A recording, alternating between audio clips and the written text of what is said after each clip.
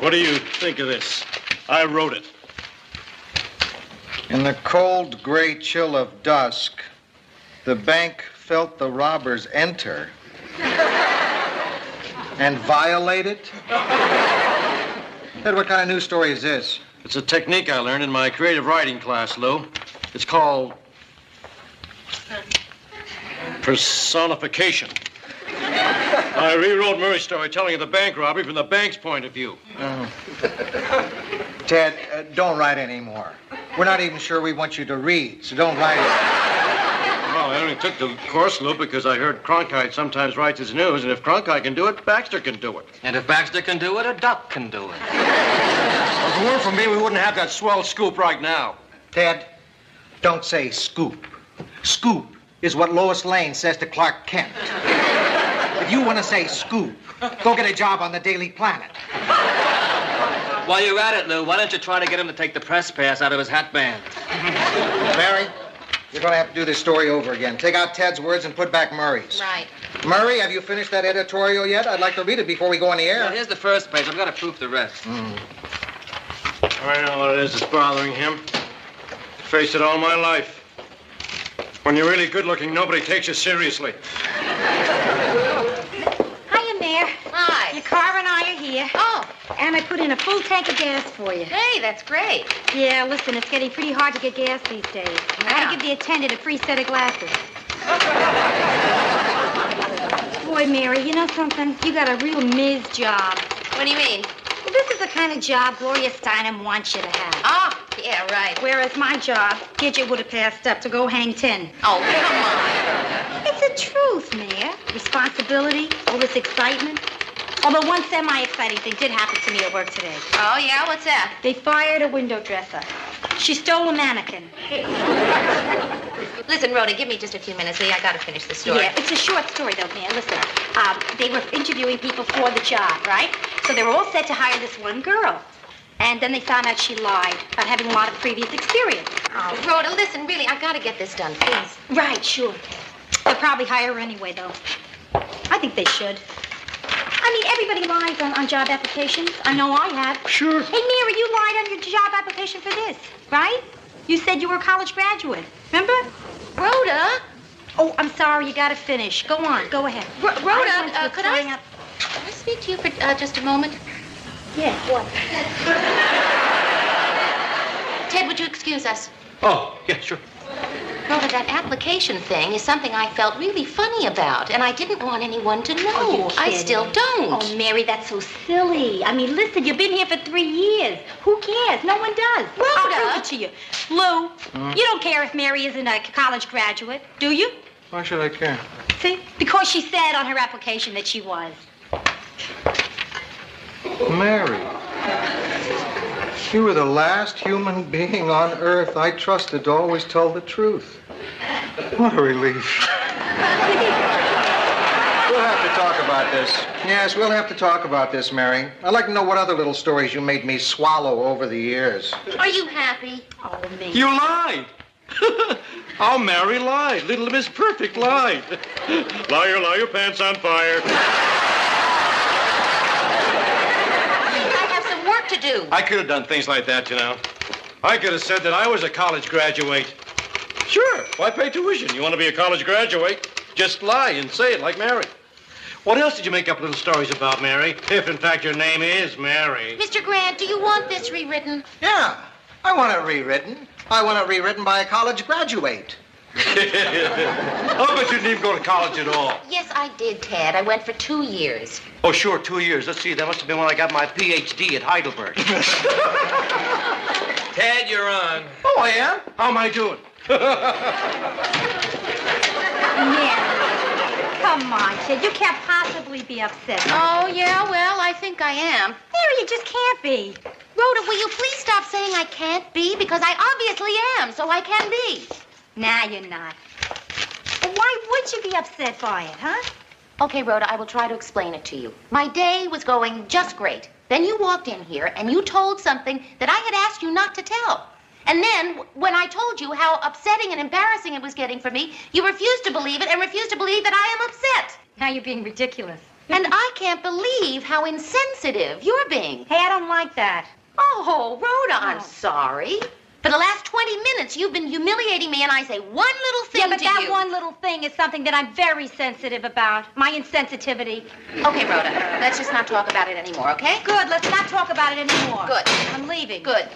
The mood you're in, I don't want to drive home with you anyway. Terrific. Murray, would you drive me home? What, are you too upset to drive? No. Rhoda took my car.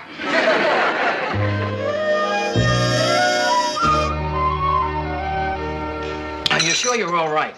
Yeah, I'm all right. You can go, really. I'm fine. Because I can stay if you're upset. Yeah, well, I'm upset, but I'm not so upset, but you can't go. Okay. Murray, am I wrong? Mary, you're asking the wrong person. You know how I feel about you. And I still believe you graduated from college. Well, it's just so crummy. What are you doing?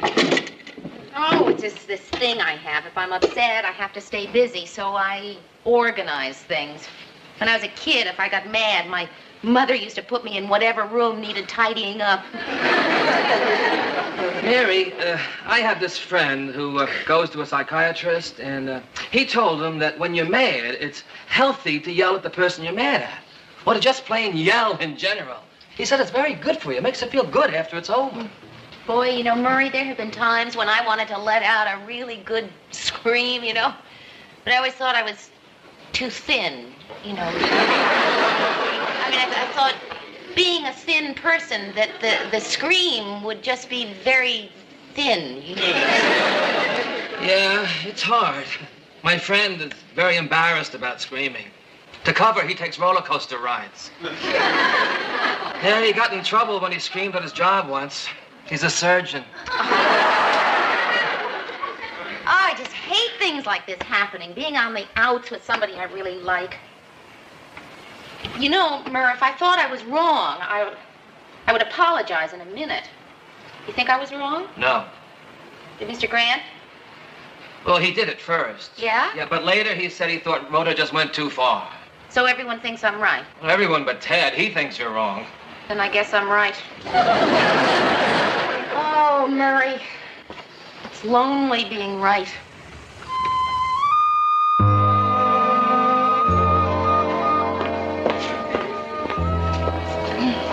Everybody, before I say good morning, I just wanted to say that, about that little scene that I was a part of here yesterday. Well, I'm sorry. Good morning. Good morning. Actually, I'm really embarrassed about it. I always thought that if you just said you were embarrassed about something, that then you wouldn't be embarrassed anymore. I was wrong. Come on, Hey, Mary, Look, it was it's okay. nothing, really nothing. Well, I don't know. I was so shaken I mispronounced some words in the news. I knew there had to be a good explanation. Mary, you want to come in my office for a minute?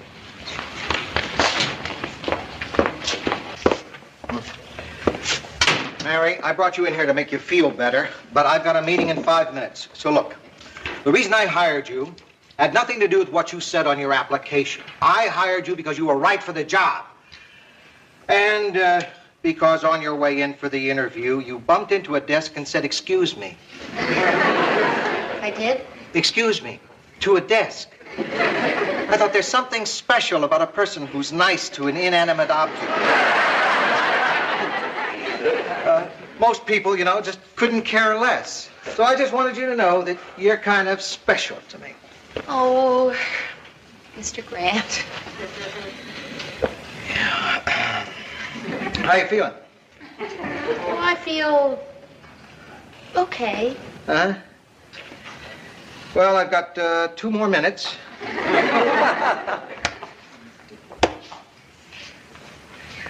You dress great.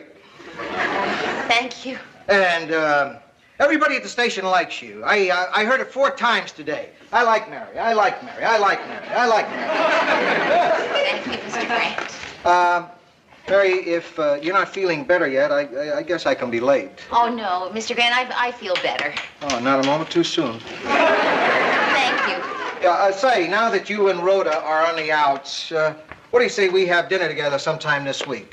Nothing fancy. A steak, baked potato, good red wine, that kind of thing. Mr. Grant, that sounds really nice. I like that. Okay, I'll be over at your place Friday night.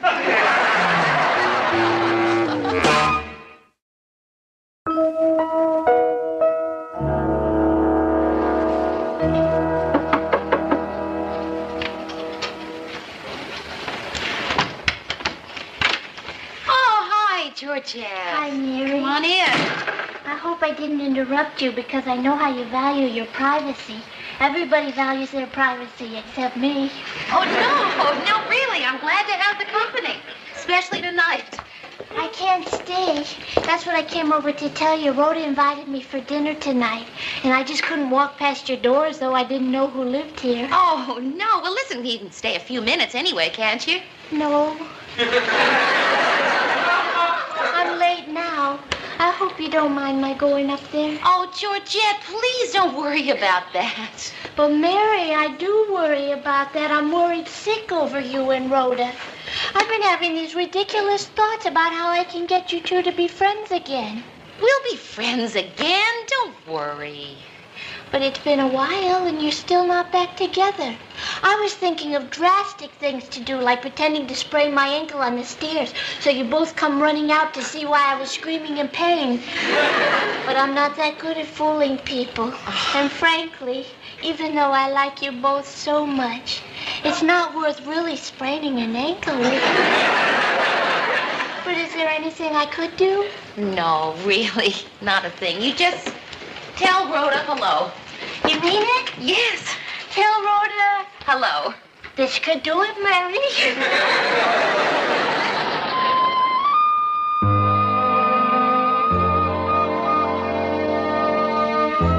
Rhoda, it's me. Oh, come on in, Georgette.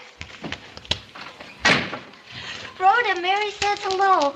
Oh, when does Mary say hello? Just a minute ago, she knew I was coming up here. Oh, well, tell her I say hello. Okay. Well, not now. You don't have to tell her now. Tell her after dinner. What's in the box? I got us the cutest cupcake she ever saw, Oh, yeah? with Leonard Hummel's face in mocha on each one. Who's Leonard Hummel? I don't know, but it's his birthday. He has the stomach flu, poor little kid. That's how come we're having his cupcakes. They had to put them on clearance. Well, that's a shame, huh? And he has such a sweet face, and he looks so happy. I guess this was taken before he had the flu. Very thoughtful of you, Georgette. Thanks. You're welcome.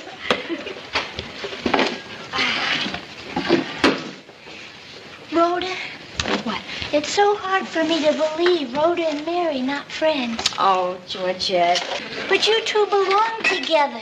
Now, I won't say you're like peas in a pod because I hate peas, Rhoda. And I won't say you're like sisters because you're more than sisters. Come on, I'll Georgette. just say, Rhoda, I'll just say that you, Rhoda and Mary, are a lot like Pittsburgh.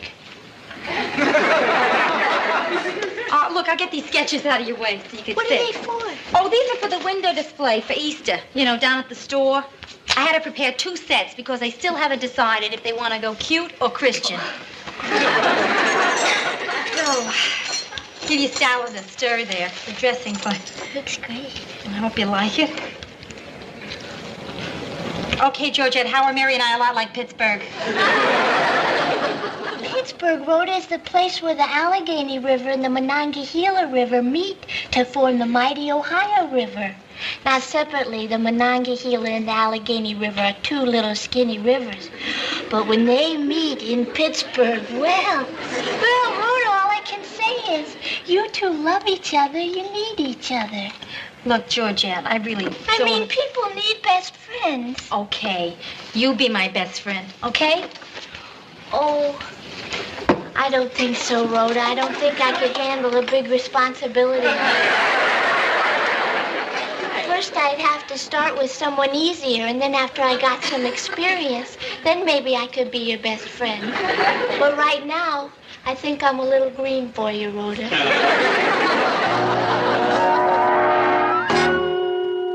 I've never had zucchini coated with this stuff before. It's great. What do you call this stuff? Flour. Flour, huh? Oh, flour's pretty good. I gotta get me some. Mary, we got together tonight to have a good time. You know what's missing? Good. All we're having is a time. I'm sorry, Mr. Grant. It's just that I'm not very good company tonight. Hey, I got an idea. I'll joke you out of it. Joke me out of it? I'll tell you a joke. You'll think it's funny. You'll laugh. You'll be joked out of it. Okay. Joke me out of it. Mary, I can't tell you a joke if you're going to sit like that. A joke's got to spring up at you. You can't make a big thing out of it. You already made too big a thing out of it. Well, I'm sorry. It's a pretty funny joke, Well, too. then go ahead and tell it. Okay. Here goes. What would happen if Billie Jean King married Bobby Riggs? What? Her husband would be very upset.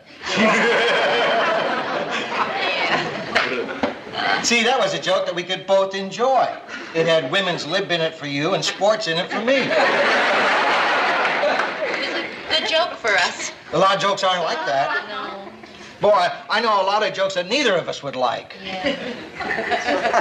I should have stopped by the bar on my way here and picked up a better joke. No, Mr. Grant, it was a good joke. It's just all night long I've been thinking about this thing with Rhoda. And tonight I'm just about as depressed as I've ever been in my whole life.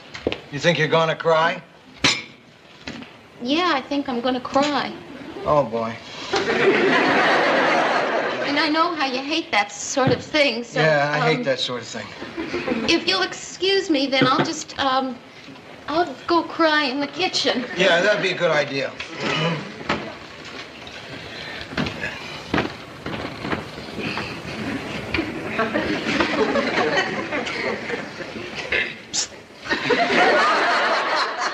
Mary, could you lower that thing?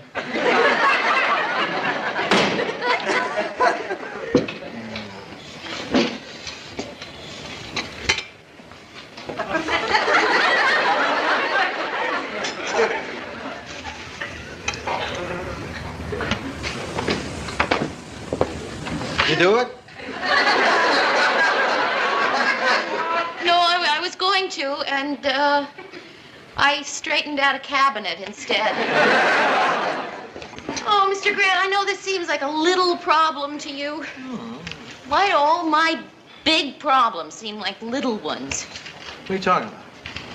Oh, well, you know, if anybody else says that they're gaining weight, you know, they get great advice on diets and things. If I say I'm gaining weight, people say, good.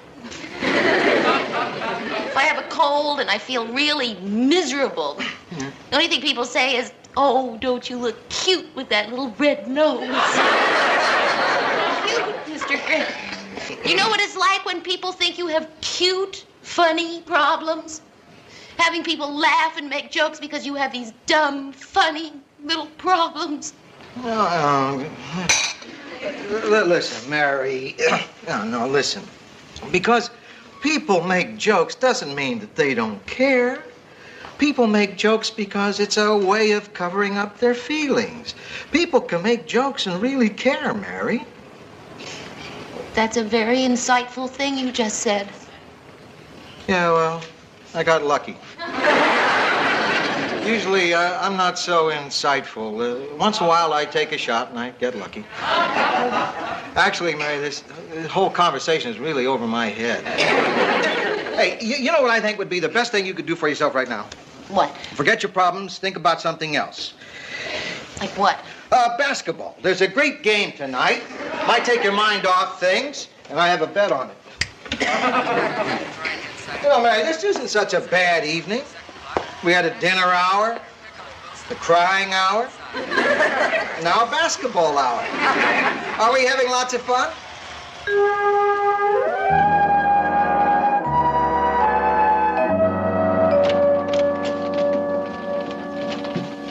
Hi. Hi. I was, just on my way down to take down my garbage. Me too. So, That's a great deal of garbage there. For one person. Oh, no, I usually have this much garbage. Really? Yes. I never knew that. Oh, yes, always. Yeah. It's funny, isn't it? You know a person for a long time and you know absolutely nothing about their garbage. Oh. It's true. Yeah. Georgette said you said hello. Yes, I did. I said hello. Did you get my hello back? No. No?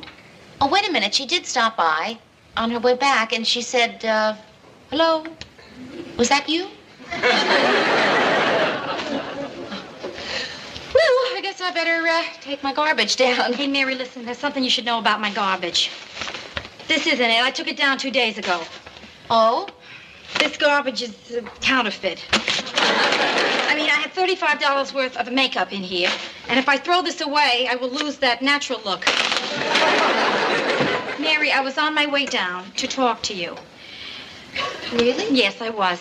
It's so stupid, hiding behind fake garbage. But I figured if I chickened out when I was on my way to apologize to you, that I would just, you know, Oh, at least I would really? be You in the don't same- have to explain. I know. Oh, I'm I'm just really so sorry. glad. And I'm, My little friend.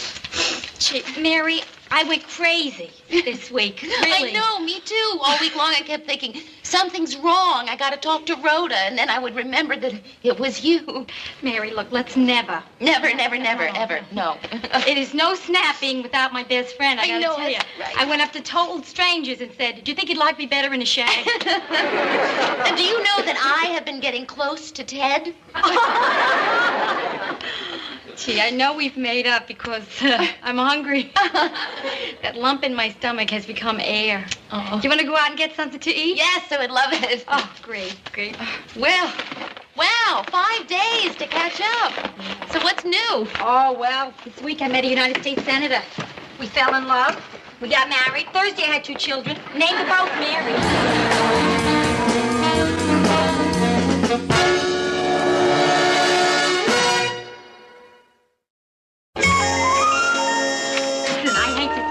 But I am still hungry. Well, I got some cottage cheese in the fridge. Mary, please, nobody makes up with cottage cheese. Did you ever watch Father Knows Best? Yeah. Well, on Father Knows Best, when everybody would make up, Mrs. Knows Best would bring out milk and cookies. Do you have any milk and cookies? No. Ted, hi. Okay, I'm glad I found you two together. Mary, sit down on the sofa. Rhoda, sit down. Sit down right over there. Ted. Now, I'm going to say this once, and I'm going to say it fast, so you better listen hard. Now, Georgette is worried sick about you two. Today we're having dinner at our favorite out-of-the-way restaurant, and she was so upset about you two, she dropped her tray. Now, I'm here to see to it that you two stop fighting and get along with the business of being buddies again. Okay, Mary? Tell Rhoda you're sorry. Ted. Tell Rhoda you're sorry. I'm sorry. Rhoda, tell Mary you're sorry. I'm sorry, Mary. I am so sorry. You don't know how sorry I am. Okay, that's enough sorry. Now, shake hands. Oh, Ted. Shake hands, you two. I feel a little like Kissinger here. Okay, we made up. Are you happy now? Okay, that's good. Now that everything's okay, maybe Georgette will start worrying about me now. Oh, but remember, if I hear that you two are fighting again, I'm going to come right back down here and straighten you two out. Well, a threat like that, I'd say you and I could be friends for a long time.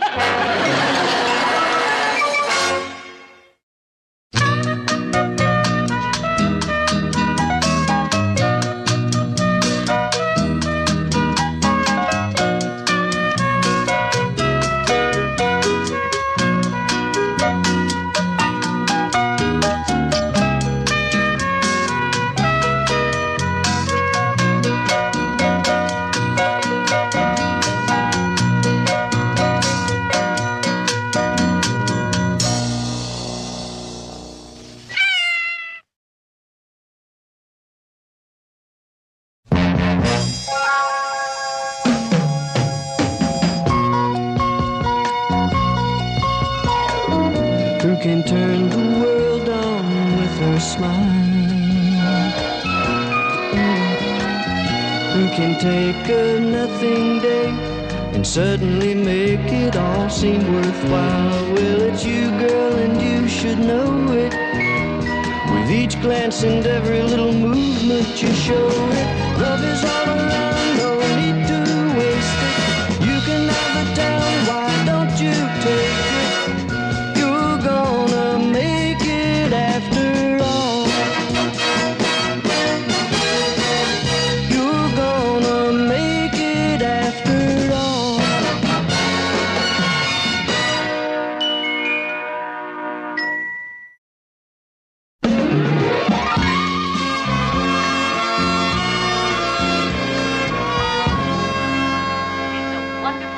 For a good cause, the Foster Children's Foundation.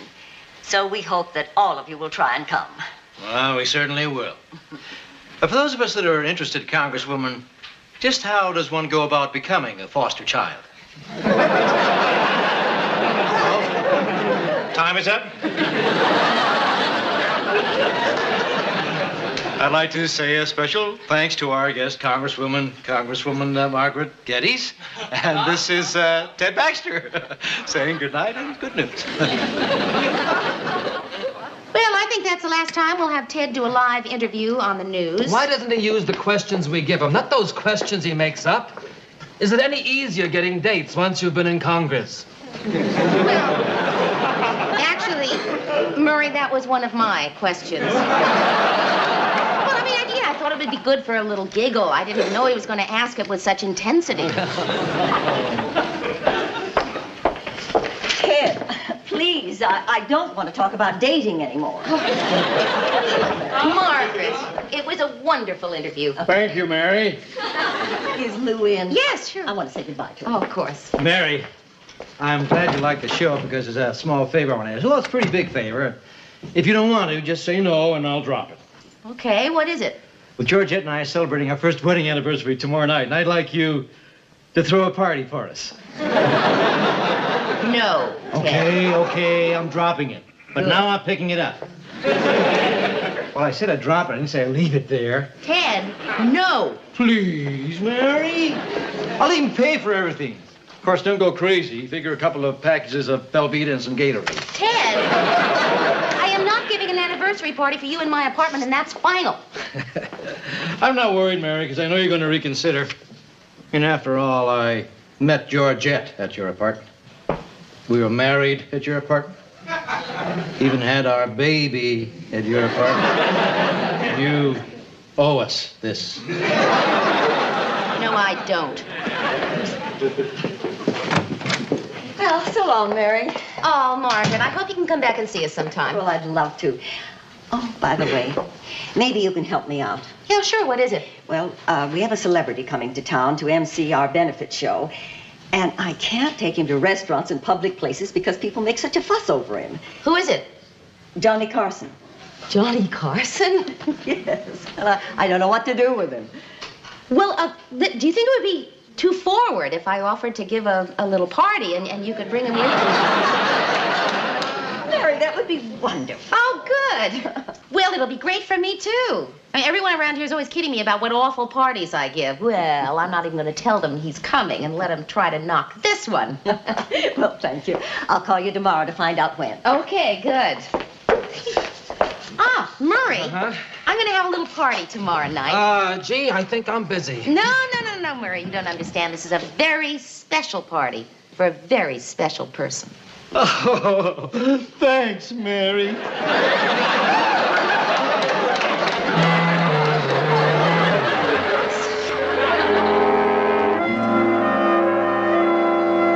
sure you're not just being coy? Now, come on, Mary. Tell us who is coming to the party. I told you, Sue Ann. It's a surprise. Well, it must be somebody important. This is the first time you ever hired a maid and bartender. You know, it's really not that expensive. You can get both of them to come for 3 hours for just a little more than I make a week. Oh. Come on, Mary. Who's coming to the party tonight? Yeah, you said it was a celebrity. Is it somebody in politics? No, not politics. Someone in communications? Not communications. Does it wear pants? Yes. No more questions. Oh, boy. Okay, that could be him. So everyone relax, and Sue Ann, everyone, please don't embarrass me, okay? Just treat him the way you would anyone else. I will. Okay.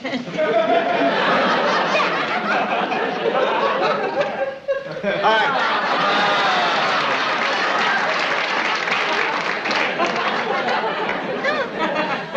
Another one of your great parties, I see. No, Mr. Grant, this is going to be a terrific party, I promise you. Better be. I gave up tickets to midget wrestling. Your coat, sir. Yeah, it's my coat. What about it? Mr. Grant, this is the maid.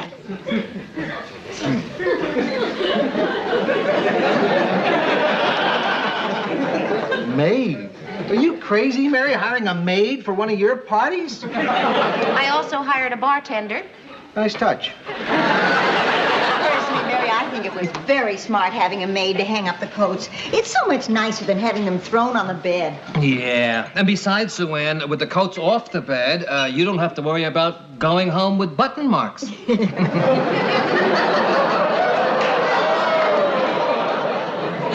Oh, Murray, you're so droll. So clever. Wherever did you find a party hat made of skin?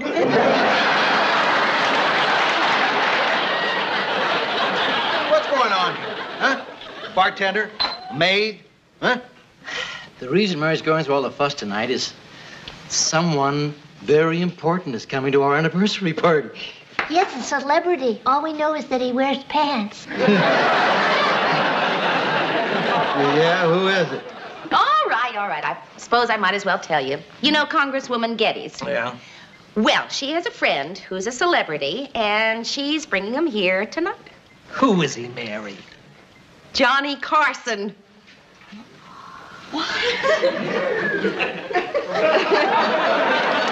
Johnny Carson? Coming to my party? That's right, Ted. Boy, is he going to be thrilled. Well, that is exciting. This may turn out to be a pretty fair party after all. Fair, Mr. Grant? Mm-hmm. This is going to be the best party that you have... What's happening to the lights? I don't know. I think they're starting to dim. Oh, my God. Better call the building manager. Where's the phone? Mary, have you got a flashlight? Yeah, the top left-hand drawer behind the counter. Cut that out, Sue Ann.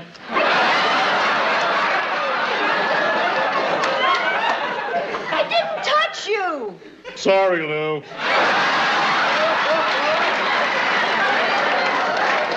Hello, Mr. Finnegan. It's Mary Richards in apartment... Yeah, the lights just went out. The whole building? But I'm giving a party tonight. Right, just sit tight. Mary, your flashlight doesn't work. The batteries must be dead.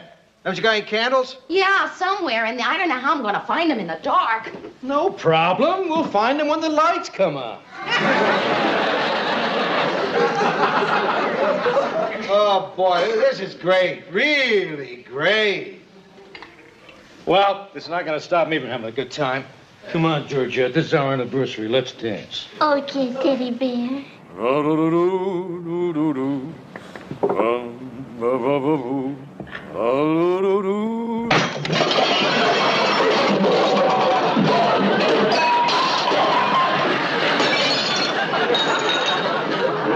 Sorry, Mary.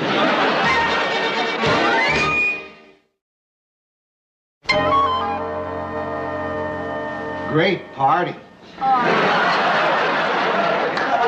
Shut up. Don't worry, Mary. I'm sure the lights will come on before your other guests get here. And believe me, dear, even if they don't, it's no reason why we can't all have a good time. Sue Ann knows, Mary. When it comes to entertaining people in the dark, she's an expert. Hey, I got a great idea. Why don't we take advantage of the dark? Let's all sit down and tell ghost stories. Ted? What? Get off my lap. I'm sorry, pal. How can this be happening to me after all the planning? It's going to turn out to be the absolutely worst party ever. But that's impossible, Mary.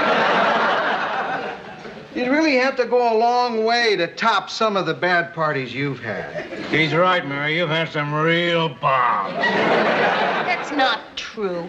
As long as I can remember, it's been one bomb party after another. The worst one was the one you gave with Rhoda, where you fixed me up with a blind date, and it turned out to be a little old lady. We meant well. Yeah, sure. Excuse me. You're excused, Lou. Thanks. Mary, I wonder if I could have a word with you. Surely. Mary, I can't tell her. Mr. Grant, why didn't you just go through with it? I mean, it's just for one night. She's a sweet, lovely lady. You have absolutely nothing to be embarrassed about. Yeah, maybe you're right. What's to be embarrassed about?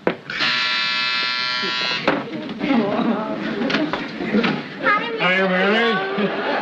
Hiya, Rhoda. Hey, Lil. Say, who's the old lady?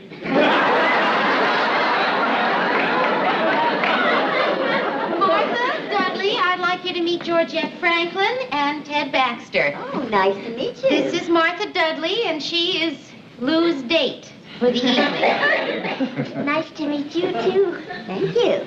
Come on, Lil. Who is she, really? That's who I'm taking to the dinner. Oh. Well, nice to meet you. Oh, thank you. Have you and Mr. Grant been going together long? No. This is our first date. We met through Mary. You know, Mr. Baxter, you look very familiar to me. Oh, you've probably seen me on television. No, I don't watch television. I have a fireplace. Excuse me. You're excused. Georgette, that's a lovely dress. Is it new? Pretty new. I bought it this afternoon. That's quite a date you got there, Lil. You want to see if she's got a granddaughter for me? At least nobody can accuse you of robbing the old cradle. But on the other hand, she's not bad, Lil, really. Actually, she's kind of cute, you know. Kind of grows on you. Got nice legs. Mr. Grant, Martha has had such an interesting life. Did you know she was flower girl at Thomas Alva Edison's wedding? I remember the first time you had Congresswoman Geddes to dinner, I prepared a delicious veal Prince Orloff. Right. Just enough for 6 people. And then Rhoda surprised me by showing up with a date. Hi, Mayor. Hi. Mary, this is Steve Waldman. Steve, this is Mary Richards. Hello. Hello. Rhoda, could I talk to you for just a moment? Yes, and I wanted to talk to you, too, Mayor. I'll be with you in a minute, Steve. Rhoda, why is he here? Mary, listen. Steve and I work together at Hempel's. Uh-huh. And tonight, after 4 years with the store, he gets fired.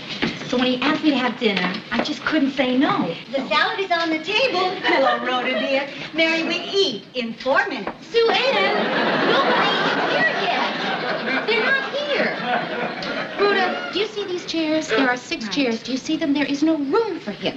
Mary, he can sit up there at the little table. Rhoda, please.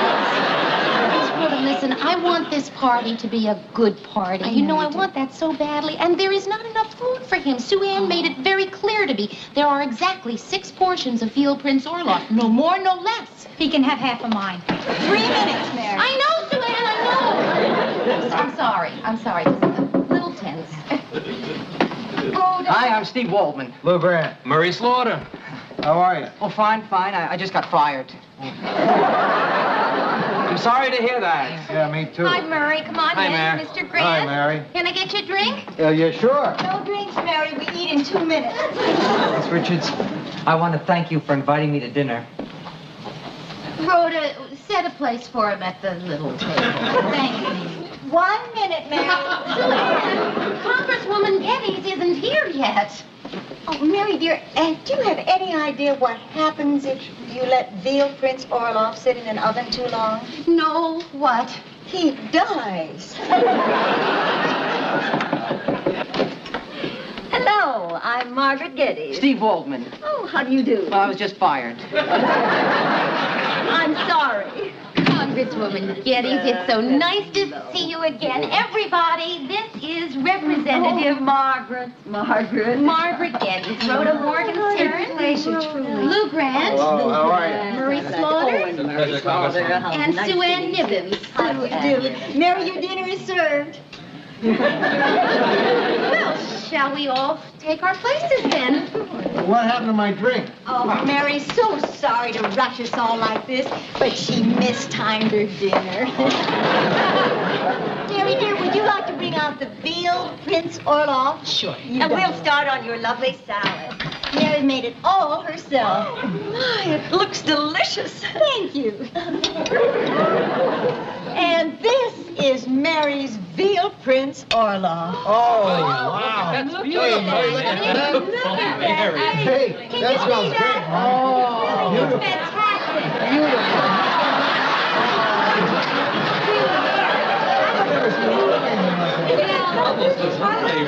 Mrs. Geddes? Oh, well, not yet, dear. Thank you. I haven't finished my salad. I finished my salad. Excuse me, could someone just pass the salt? Oh, yeah. I'm really starved, Mary. I really am. Thanks a lot. Mr. Grant, could I speak to you for a minute? Oh, yeah. Go ahead. In the living room, I need your help. Oh, sure.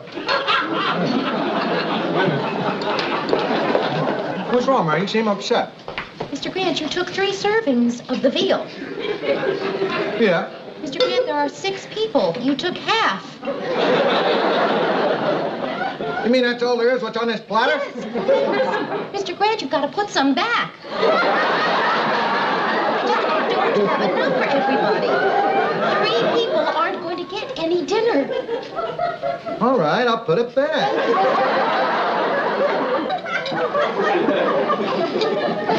Say, you know what?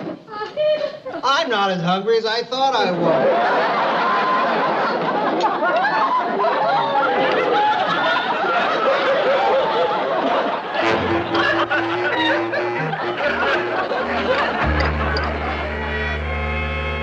Speaking of surprises, Mary, where are your guests? I don't know if I'm lucky. Maybe they decided not to come. Just as well. Why should somebody she doesn't even know have to suffer through one of her parties? You know, come to think of it, Mr. Grant, I could have had some really great parties if it weren't for you. Me? Yes, that's right. Remember the surprise birthday party I tried to give you? Could have been terrific. But no, you wouldn't let anyone in. Let him go. Who wants him? Fine. We're all agreed. I gotta get out of here.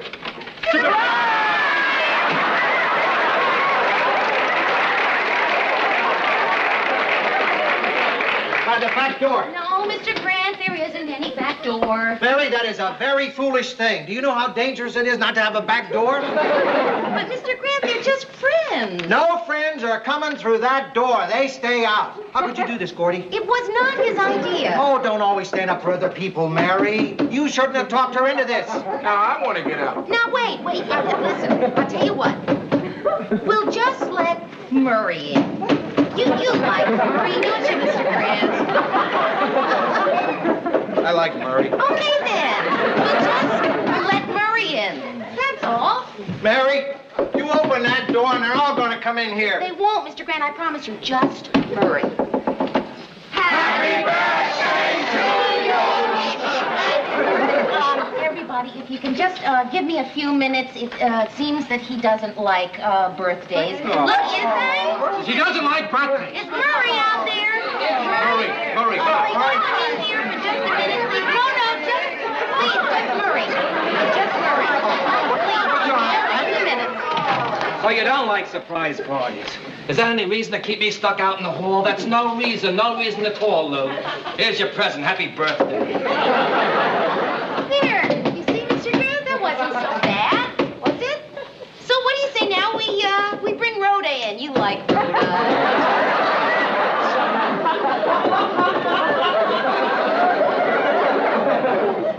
Yeah, I like Rhoda. Okay, then. We'll just let Happy birthday. Please, if you'll just bear with me for a few minutes, everything is coming along just fine, just fine. Look, you want to clear a space on the stairway so that the people... Clear a space where? And go over the stairway. Rhoda, could you come in for just a moment?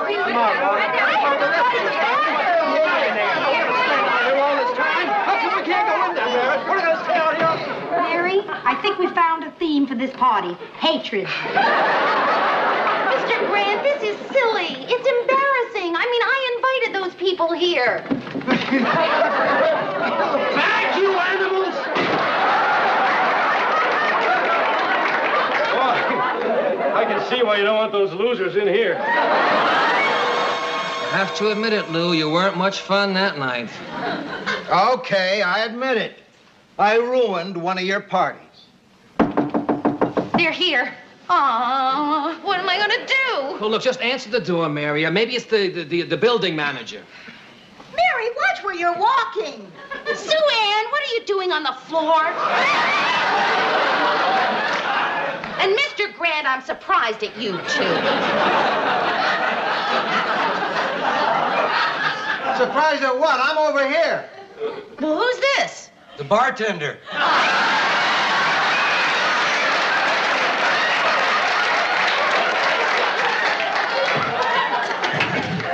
Mary?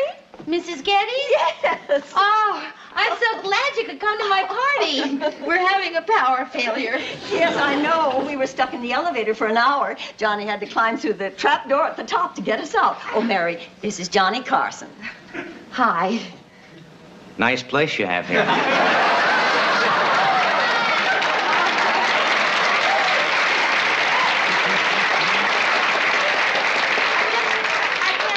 What a pleasure it is to meet you, Mr. Carson. Mary, you're shaking my hand. Oh, well, come in. I'm really sorry about the power failure.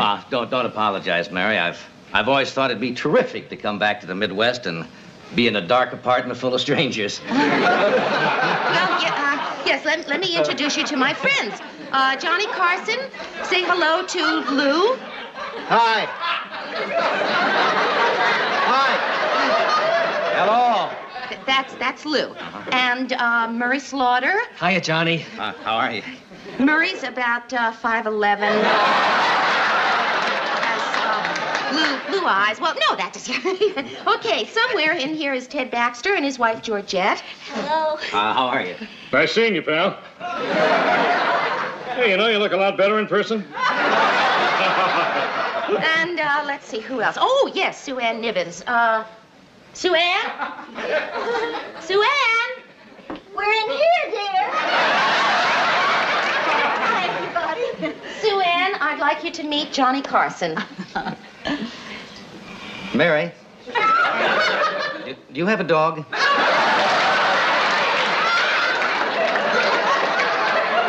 No. Well, in that case, one of your guests just licked my face.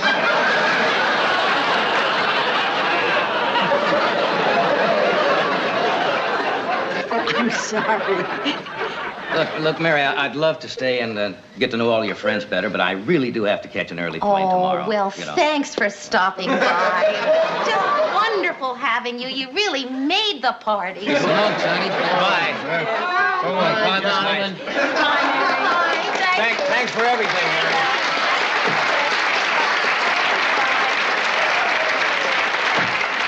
There goes Johnny. Well, at least he came. Yeah, he seems like a nice guy. You know, Mary, when I walked in here tonight, I expected to find another one of your typical lousy parties. But I was wrong, Mary. Very wrong. Thanks, Mr. Grant. This was the worst ever.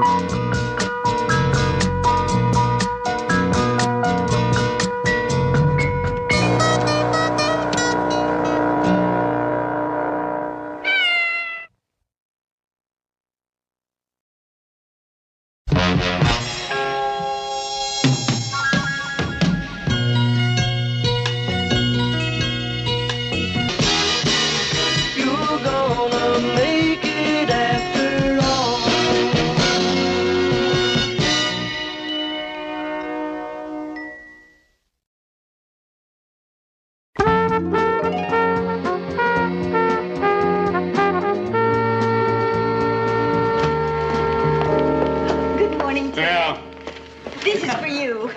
It's an advance copy of an article in this week's Sunday Supplement about me. Wow. A whole page. Marie, did you see the spread on Sue Ann? Oh, yeah. But you don't notice it so much when she sits down.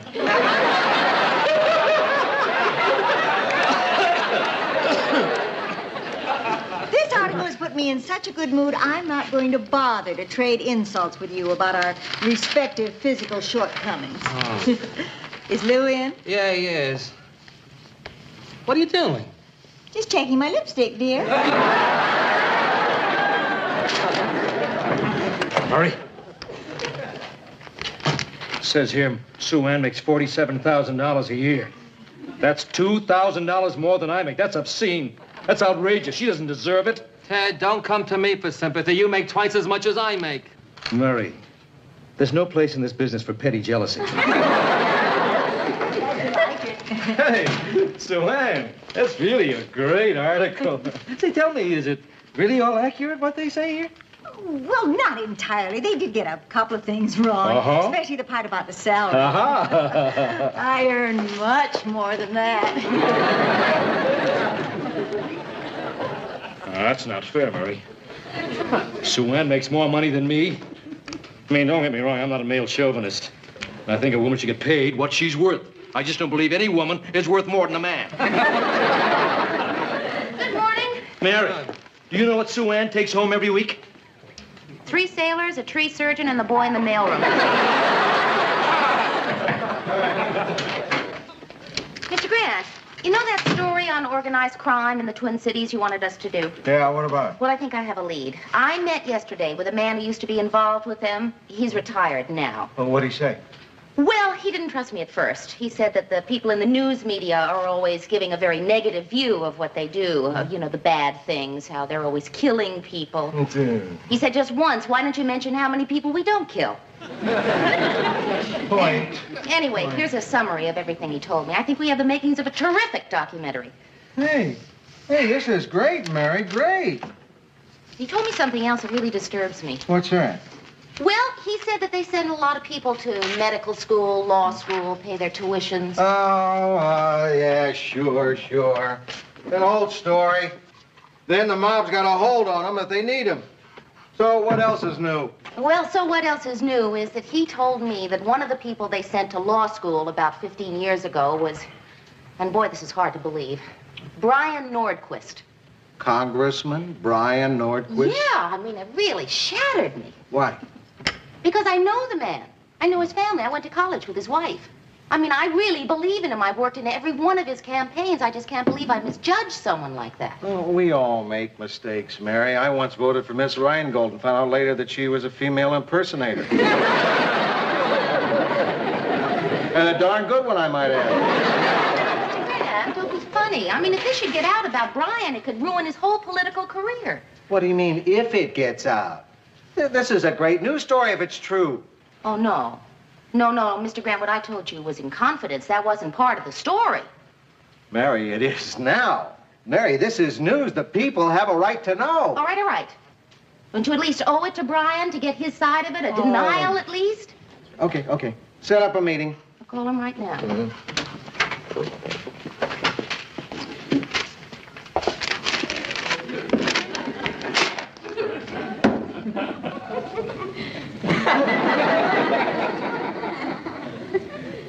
Did you read the article? It says Sue Ann makes more money than I do. So what? You lied, Lou. You went around telling everybody that I was the highest paid person here. No, Ted, no. You got it wrong. I said you're the most overpaid person here. Oh! I knew it was something like that. Yeah.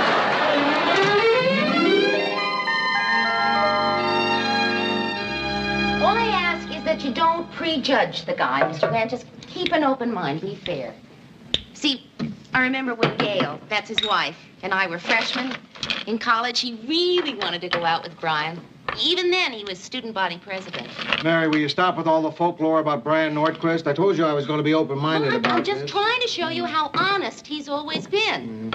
Anyway, they went out on their first date. And the car ran out of gas, way out in some isolated place. But across the road, there was a construction site. And Gail wanted him to siphon gas out of one of the tractors. So? Brian wouldn't do it. Instead, they waited in the cold for hours until help came. Well, that really is admirable of the guy. I mean, to prefer huddling in a car with a beautiful girl to sucking gasoline to her.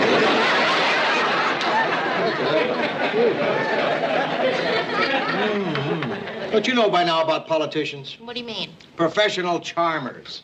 They can make you believe anything. This guy will walk in here, and I'll say, "Nice to meet you, Congressman," and he'll say, "Please, I insist, call me Brian." And you'll say, "Would you like a drink?" And he'll say, "Oh, no, thanks. I'm campaigning. Maybe a Coke." Just wait till you meet him. Yeah. Hi, Brian. Good to see you. Good to see you, too. Brian, I'd like you to meet my boss and friend, Lou Grant. This is Congressman Brian Nordquist. Mr. Grant? Call me Lou. Okay, Lou. I suppose you want me to call you Brian. Well, as a matter of fact, I kind of like the sound of congressman, if you don't mind. I worked so hard to get it. Can I get you a drink? I'll have a scotch. I am campaigning. You better make that a double. Gail says hello, Mary. She wanted to come tonight, but she has a meeting. Oh? What kind of meeting? PTA. PTA. How's little Billy? Terrific. He's got the best batting average on his little league team. Oh, did you hear that, Mr. Grant? Little Lee. And how's little Sharon? Wonderful. She just joined the Girl Scouts. No. And little Linda? She's taking ballet. Oh, and how's little Billy? You already asked about little Billy. Yeah, right. Little Linda. I think Lou'd probably like to get down to business. I was thinking about it on the way over here tonight. I don't know who your source is, Lou, but it would be his word against mine. After 15 years, what could be proved, right? Right. What could be proved? Well, what the hell? Why play games? Listen, I was a slum kid. No money, no way in the world to get through college, law school. Had a buddy in high school.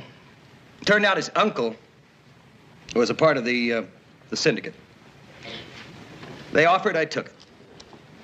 And it's true. But it's also very straightforward. Mary, you ever pay it back? It took me 3 years, but I did it. Can you prove it? They don't take checks, Lou. Did they ever come to you for favors, deals, huh? Once. I said no, that was it. Well, there you are. Where are we? You've got a story and I've got an election. Now, you run the story. I might not win the election, so I'd rather you didn't. But it's your decision. Listen, I have to run. I've got a fundraiser in a few minutes. Thanks for the drink, Mary. So long, Lou. Brian, thank you for stopping by, and thank you for clearing up what I'm sure we all agree was a very minor, very unimportant... I'm gonna air it, Congressman. Mr. Grant. I'm gonna put it on. Oh, but you can't. That's all right, Mary. Lou, if I had your job, I think I'd do the same thing. Would you mind telling me something? How did you two find out about this whole thing? It comes from a guy who used to be connected with a mob. Mob, huh? That's funny. I knew they robbed and killed and beat people up. I never knew they gossiped.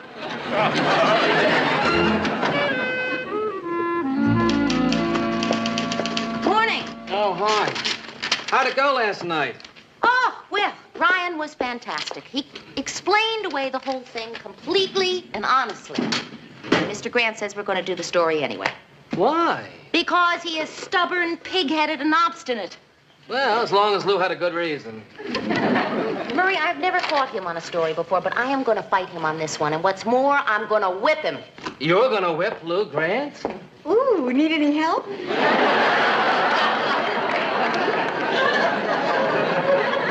Lou Grant. The name comes trippingly to the tongue. Oh, great, magnificent ogre. Lou Grant. He called me last night. I think he may have been drinking. What makes you think that? He called her, didn't he? Sue Ann, did you ever think you might be a more attractive woman if you didn't earn quite as much?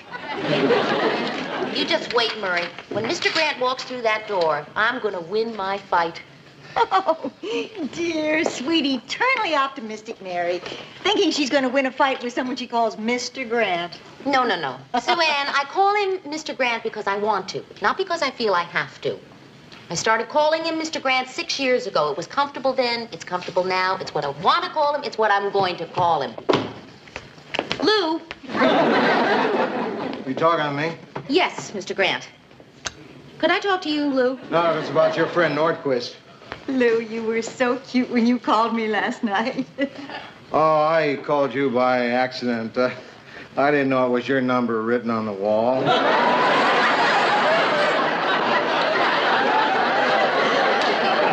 They say it doesn't pay to advertise. Get started on a Nordquist story, Murray. Murray, don't you write a thing until I discuss it with Lou. All right. To show you I'm still open-minded about all this, I'll hear you out. Go right on in. Write it up. You called me Lou again. You mad at me? No, I am not mad at you. Why is it everyone else around here can call you Lou and not be accused of being mad at you? I call you Lou and you think I'm mad. Then you're not mad. You bet I am. Listen, Mr. Grant, after you left last night, I did a great deal of soul searching, as I'm sure you did too. Soul searching? Mary, any man who calls Sue Ann Nibbins at 4 o'clock in the morning isn't searching for soul. Whatever. Did it ever occur to you, Mr. Grant, to take into account all the good Brian Nordquist has done for this community, and quite possibly in the future for this country? Yes. But it also occurred to me that it isn't our job to decide what's best for the country. It's our job to put out the news and let the country decide. No, we just got to talk about more money. Ted, you're not getting any more money. Mr. Grant, you are doing a great injustice to a fine man. My mind is made up. But he is respected and admired by everybody in this city. In this state. Yes, in this country. I'm sorry. Well, if you're going to let this happen, then I can't stand by and be a party to it. The case is closed, Mary. Then I quit.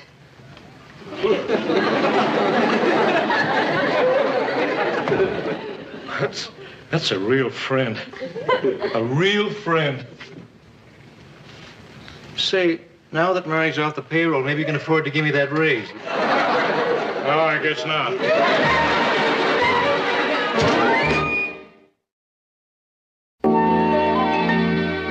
Come on, Mayor, calm down. Cool it. Don't do anything in a hurry. Murray, I am perfectly calm. But unless Mr. Grant relents, I go. Come on, guys. Lou's not going to break up the newsroom team just because he wouldn't give me a raise. Oh, Ted, this has nothing to do with your raise. Mary is quitting because she doesn't want to run a story that she feels can ruin the congressman's career. You'd quit over a silly thing like that? You're wacko, Mary. Murray, you got the stuff on the Nordquist story. Write it up for Ted. I want it to lead off the evening news. Sure, Lou, sure. But I'm in the middle of a piece on hamster diseases. Yeah, and then I've got a human interest thing I have to do about this retired dentist who's just completed a mural of Hubert Humphrey made entirely of old teeth. But after that, Lou, I'll be very happy. Murray. Now? Now. Yeah, now. I'll get him to do it. Leave it to me. Lou? What is it? Oh, Lou. Hey, big fella. Sure. You know? You follow me? Sure you do. Oh, you old son of a gun. Well, you and me, I mean, the both of us, Murray me. Hey. Come on. Son of a gun, what do you say? Get out of here. I tried. What are you working on? preparing a list of things my replacement, she or he, should know about. Mostly schedules, technical things like that. I sort of go into the philosophy of working here, how it's necessary to eliminate any feelings of, well, humanity. To become a cog in an impersonal machine, just grind it out, unthinking, uncaring. All right. Lou, are you sure you want me to write this?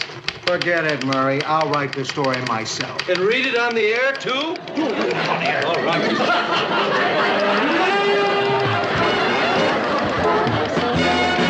And a good evening. This is Ted Baxter bringing you the evening news. First in the headlines this evening is a fast-breaking election bulletin, which we will bring you later on if we have time. Now, Ted. Oh, what the heck, we'll make time. Congressman Brian Nordquist, three-term incumbent from Minneapolis and candidate for re-election in tomorrow's primary, has admitted that his law school education some 15 years ago was financed in large part by persons believed to have ties with organized crime. There's been no allegation of wrongdoing on the part of the Congressman Nordquist, who claims to have repaid the loan a number of years ago. For an update on this story, stay tuned to this channel. I'm sorry, Mary, he made me do it. I don't have to see the rest of it. Now, word from one of us. Sure, Mary. Well, nobody said when I took this job 6 years ago it was going to be permanent. Maybe I've been here too long anyway.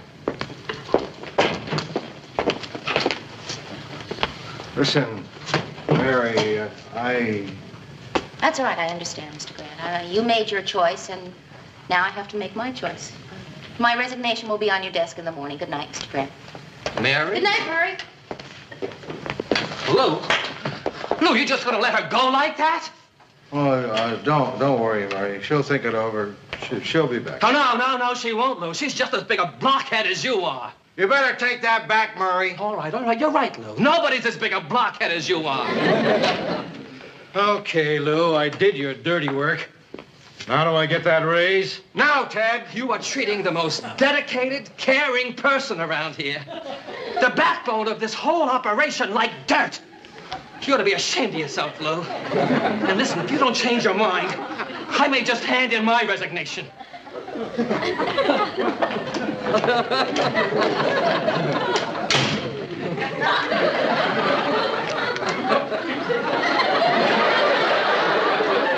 you hear that? The good Lord has blessed me with many friends. Not a damn one of them has any pull around here.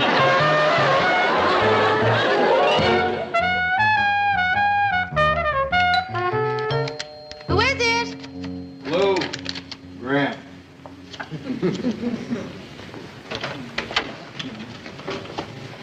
I'm glad to see you. I just happened to be in the neighborhood, just happened to have a bottle with me, you know. Would you like a drink? It's champagne. I don't drink champagne. Then why did you bring it? Because you're not the kind of girl a guy brings a bottle of gin to. Well, come in.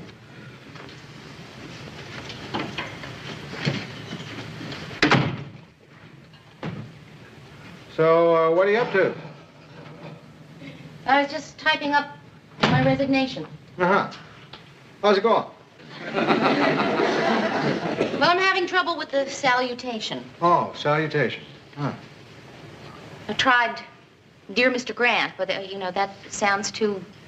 I mean, even though I do call you Mr. Grant, formal on paper, like I'm mad or hurt, you know, and I'm not. Yeah.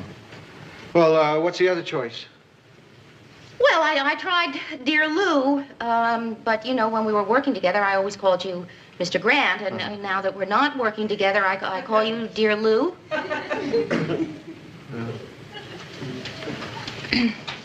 Well, I don't know. Try it out loud.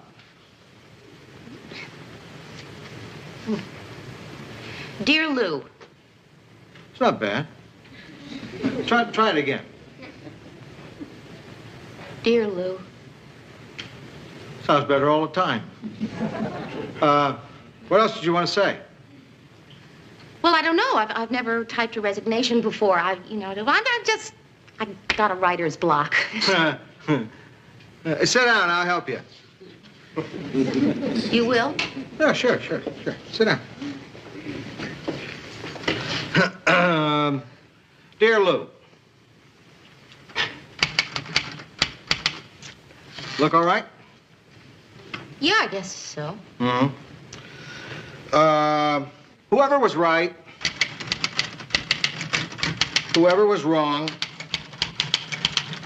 is not important. What is important are the good times, the good feelings, the respect, the affection that we had every day of these last 6 years. To get the job done. To get the job done. And to have fun doing it is something very rare to have shared.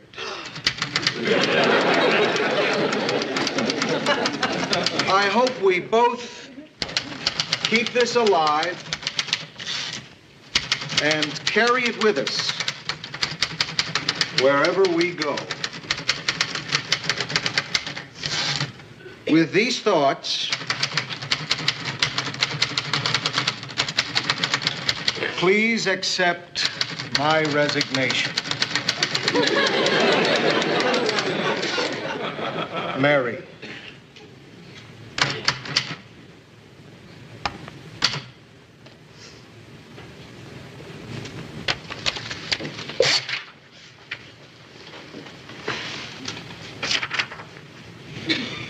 Are you really going to do this? Yes. Why? Because I have to. Because I said I would. I mean, what good is my word if I say I'm going to resign and then I don't?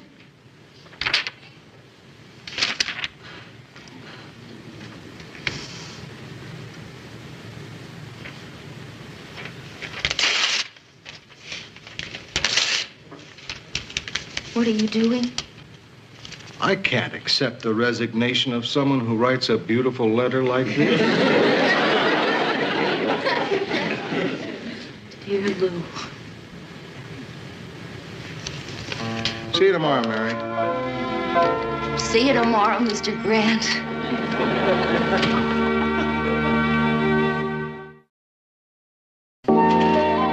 Your friend Nordquist ahead by a mile. You're kidding. Huh? After the story we did on him?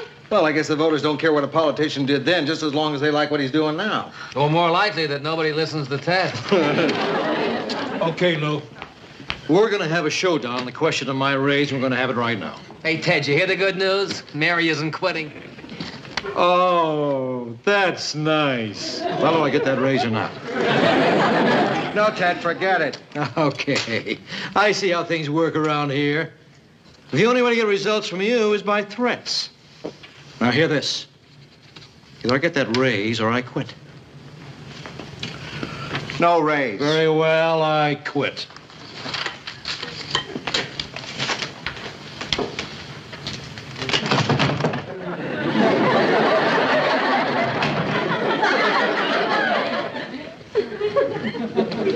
Lou, did you hear what I said?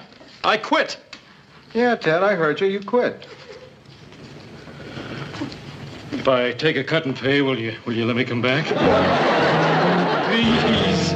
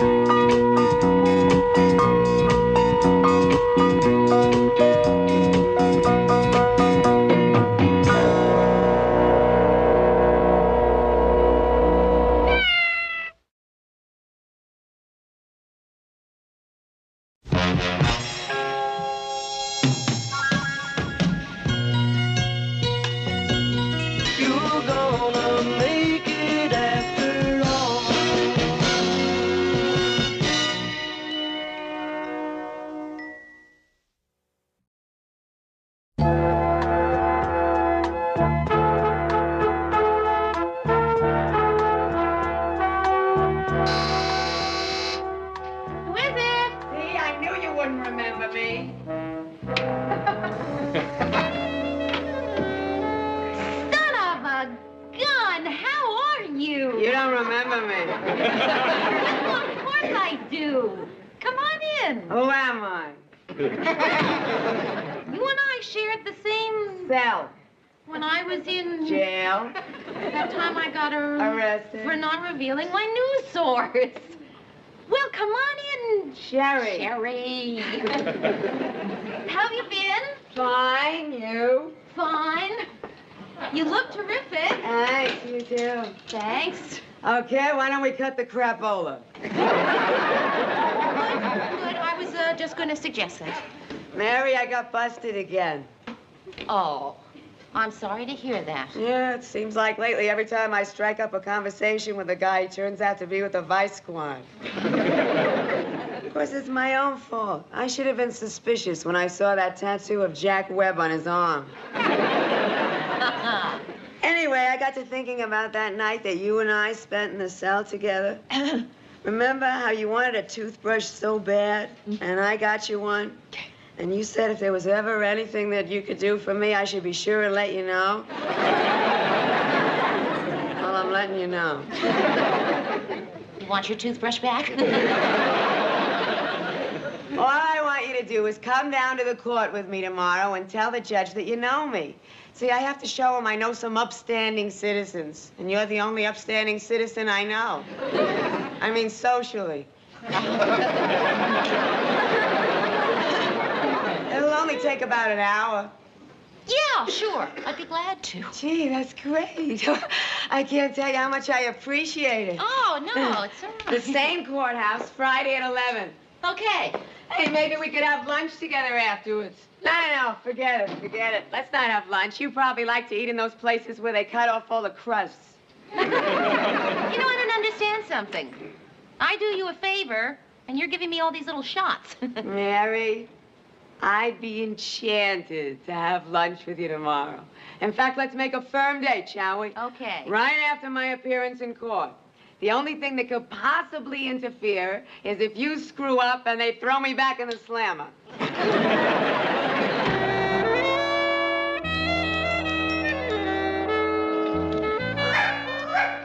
It's me, Mrs. Goldman. Gee, it sounds like some dog. It's not a dog, it's Mrs. Goldman across the hall. She barks to scare away burglars. She does a very good imitation. She should. She's had 3 months of obedience school. Oh, well. This is nice. This is really very nice. Who says a house is not a home?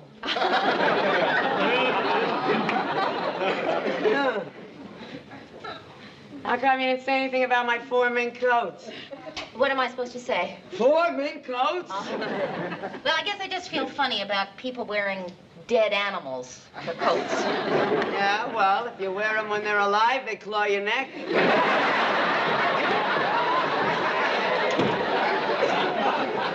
You want a drink? No, thank you.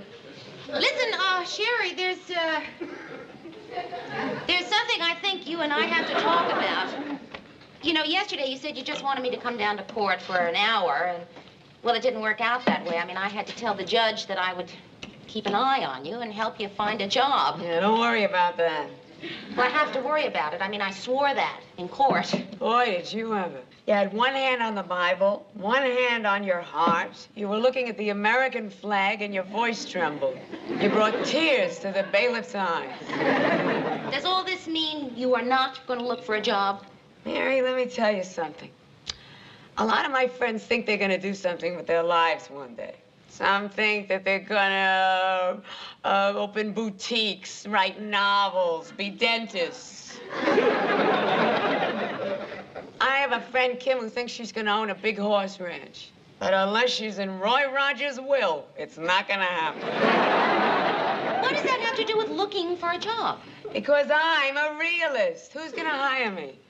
My previous experience is not the kind of previous experience you put on a job application. Sherry, I'm sure we could find you some kind of job. What about secretarial work? I can't type. How about bookkeeping? I can't add. Well, what if... Hello? No. Because I'm quitting. No, I'm not having a going out of business sale.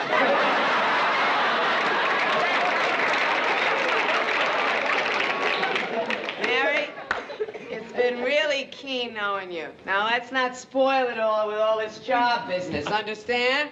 No. No, I don't. Sherry, look, you got me into this in the first place. Now, I do not enjoy being used. Come on, it was a little fun, wasn't it? Sherry, I put myself on the line for you. Now, you're going to live up to your part of the bargain. Tomorrow, we are going to look for a job for you, and that's the way it's going to be. Do you understand? Oh, shut up, Mrs. Goldman.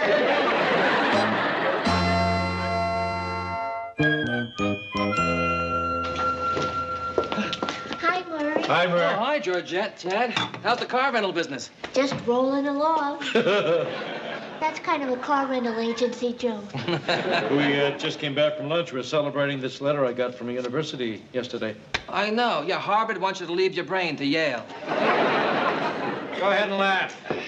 In a week and a half, you won't be laughing at Ted Baxter. You'll be laughing at Dr. Ted Baxter. Ted's getting an honorary degree. Oh. Watching Ding Dong School has finally paid off. Ding Dong School, nothing. It's for a college. Rutledge College. They like to get a celebrity to speak at their graduation ceremony, and they give them a degree to get them to come. They wanted to give me a master's, but my agent held out for a PhD. Yeah, I've heard of Rutledge. It isn't exactly one of your class universities. The school mascot is a fungus. I didn't know that. Maybe all the big animals were taken. Anyway, I was thinking maybe if you got a moment, you could, take a moment to kind of check over my acceptance speech. Sure. Okay. Here goes. Friends, faculty members, fellow PhD guys. Hi, Larry. You're just in time to hear Ted's acceptance speech for his honorary doctor's degree. Hi, Mary. Who's your friend? Oh, I'm sorry, Sherry Ferris. This is Georgette, Murray, and Ted. Dr. Ted. Well, I'm going to see Mr. Grant. I'll be right back. Would you like to hear my acceptance speech? Come in. Friends, faculty members, fellow PhD. Mr. Grant? I don't know why anyone puts pimentos in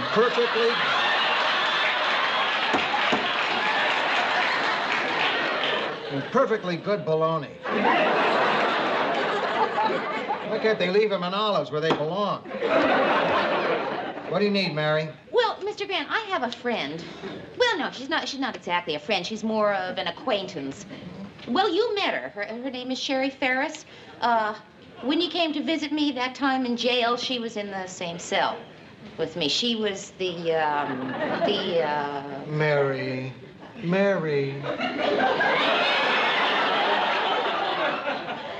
I know life.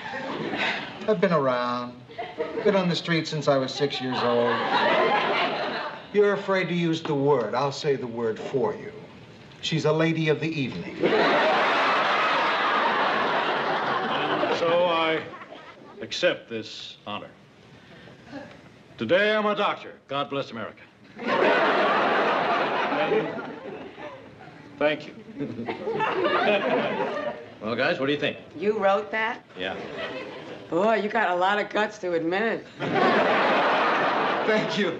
I know you love it. Murr, what'd you think of it? Thanks anyway, Mr. Grant. Well, Mr. Grant doesn't know of any jobs, but he's going to keep looking. I know of a job. Really? Yes, the girl who works with me at the car rental agency just got fired today. What do you think, Sherry? Would have a chance? Sure. If you want, I could take you over and introduce you to the manager. Only thing is, you have to be good at dealing with people. Have you had much experience with the public?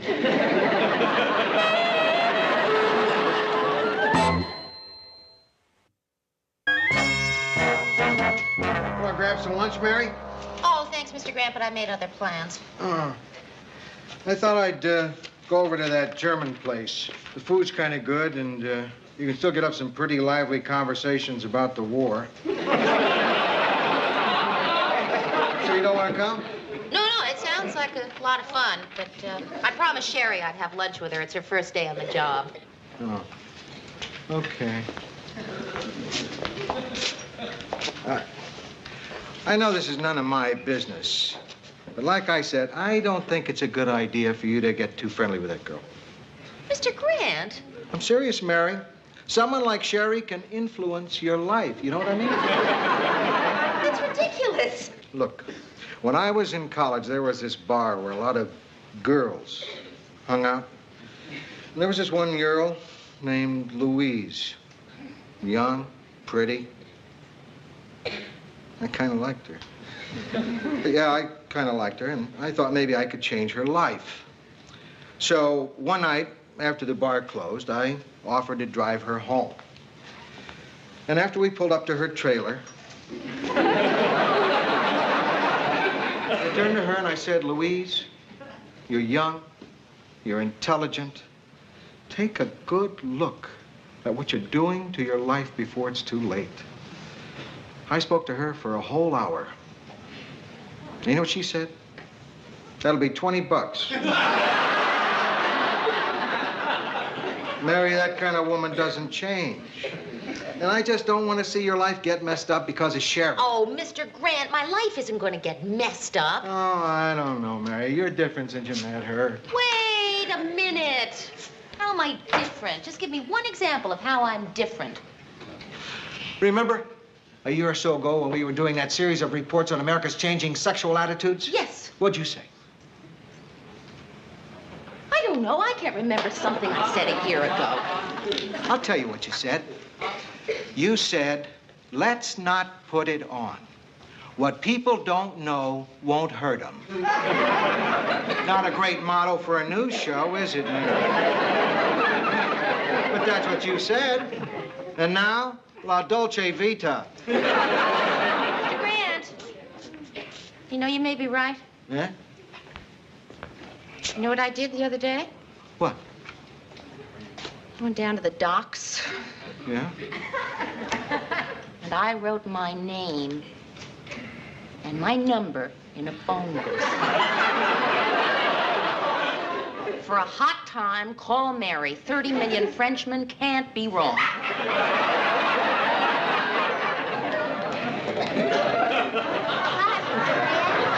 Bill! Sherry, look at you. Doesn't she look terrific, Mr. Grant? Very nice.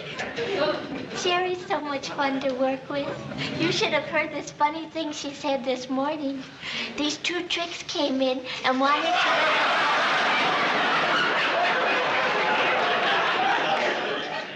Now, you wait a minute, Georgette. Two tricks? That's what Sherry calls the customers at the car rental. I guess I'll just go get some lunch now, Mary. You ready for lunch? Oh, maybe I better run to the girls' room and wash up before we go. The girl they fired at work locked herself in the bathroom and says she won't come out till they give her her job back and free all the political prisoners. So, the first day on the job, how's it feel? Terrific. I'm quitting. Quitting? On a scale of 1 to 10, I'd say that job didn't make the scale. Oh, come on. Sherry, how bad can it be? Georgette loves it. Georgette loves licking envelopes.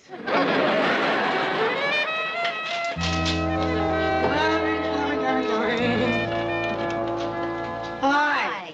I hadn't seen you in a couple of days, so I just thought I'd stop by and see how you're getting on. Fine, fine. Fine. You managing okay? Fine, fine. Well, that's just fine. What have you been doing with yourself? Oh, this and that.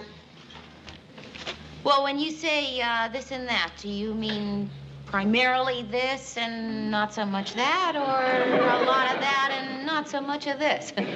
Mary, when I said this and that, I didn't mean that. Oh, come on, I didn't mean that. Didn't mean that. I just wondered if you were having any luck finding a job. Yeah, I've been having a lot of luck. Really? I didn't get a job. Look, Mary, I've been through the wine ads every day. There's nothing here that I like. There's got to be something you want to do, something you want to be. Yeah, there is.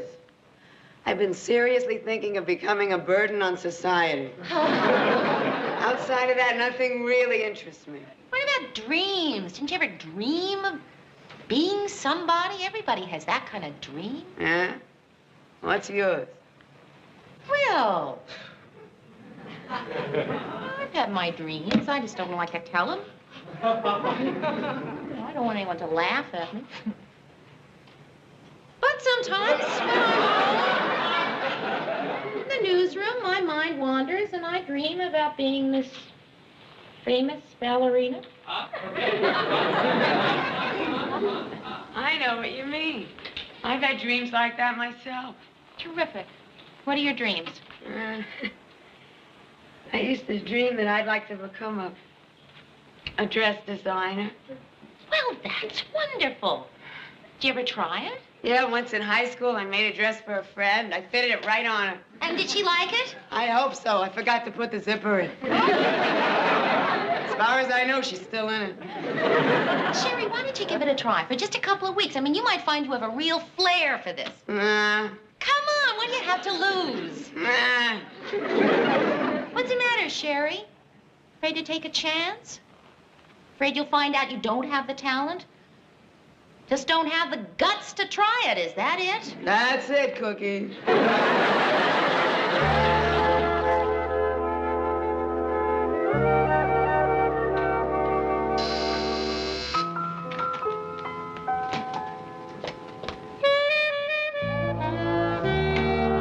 You want to go out to dinner? I've been cooped up in my place for a solid week. I figure I deserve a night out. You've been designing dresses. No, I came over to show you my dry cleaning. How'd they turn out? See for yourself. It's a little present for you. I designed it especially for you. I hope it fits. Oh, Sherry. I'll go put it on. Oh, listen, can you answer that for me? Hi. Oh, hi, Sherry. Where's Mary? Oh, she's in there getting dressed. Come on in. She'll be right out. Ted just got his honorary degree. Want to see my diploma? It's real sheepskin. Gee, it must have been murder getting him in the typewriter. That's funny. Get it, Ted?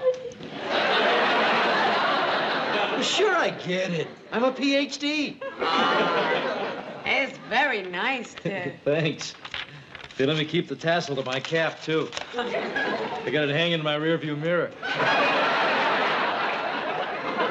You know, it's always been one of the big regrets in my life to never had a chance to go to college. College. Flirtation walk. Fraternity handshakes. Panty raids. Election of the homecoming queen. Kissing rock. Yeah. Higher education must be a wonderful thing. Look, I'm not sure if this fits right.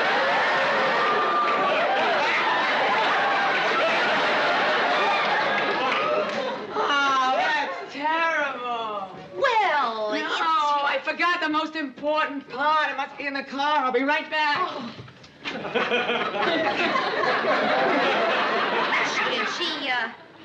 She designed this. Sherry did. She designed it especially for me.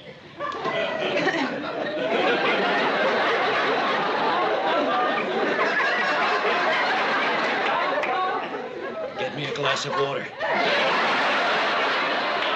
But Ted, you just had all that soda. Get me a glass of water. It's very nice. It sure shows off your skin. Speaking of skin, you want to see my diploma? Oh, maybe later, Ted. Georgette, am I being too critical, or is this dress really awful? I don't know. It looks so terrible on you, I can't tell.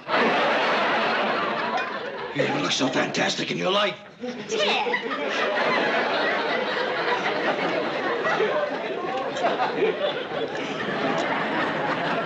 There, can I have a glass of water? I've never seen you so thirsty.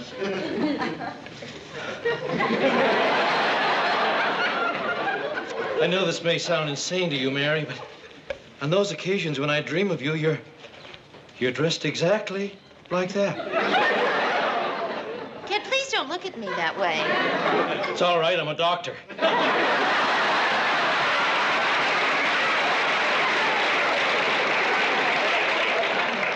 Ted, you're making me nervous. I'm making you nervous. You're making me crazy. You are scrunching up your diploma. I don't care anymore. Ted, are you through yet? I gave you a little extra time because you always act so silly about things like this. Ted, do you want me to get a dress like that? I want every woman in the free world to get a dress. Georgette, what am I going to tell Sherry? She really thinks she can be a designer. Well, I always think honesty is the best policy. Unless telling the truth hurts someone's feelings. In which case, I think it's better to lie. No, I can't lie. I always blush when I lie. If you don't blush on your legs and stomach, nobody will notice. Mary, would it be easier if Ted and I left when you talked to Sherry? Yes, I think it would. I hope you don't mind. No, we don't mind. Well, I mind. I want to stay. Yeah, this is what I needed. Yeah. What do you think? You like it? Well, it's certainly original. And it's colorful. It's very, very colorful. Ted, we have to leave. No, we don't. Ted, I'm only going to tell you this once. Move it or lose it.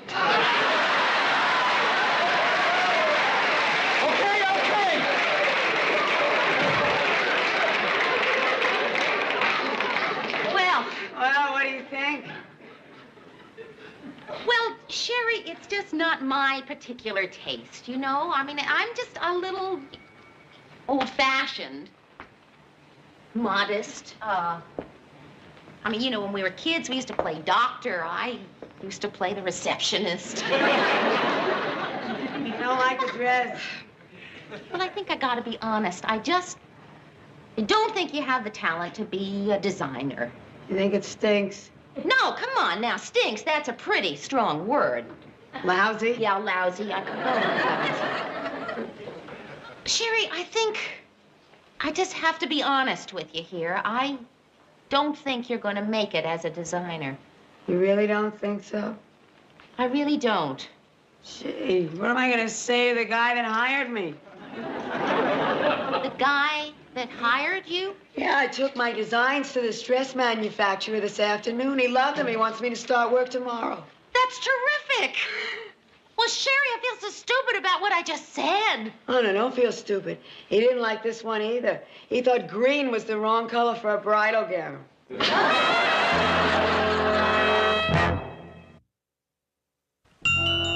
Well, okay, give me a second, I'll change.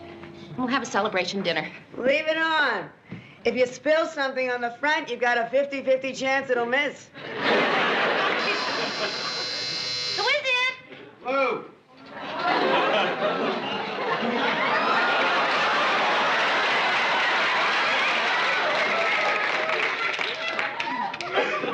Hi, big fella.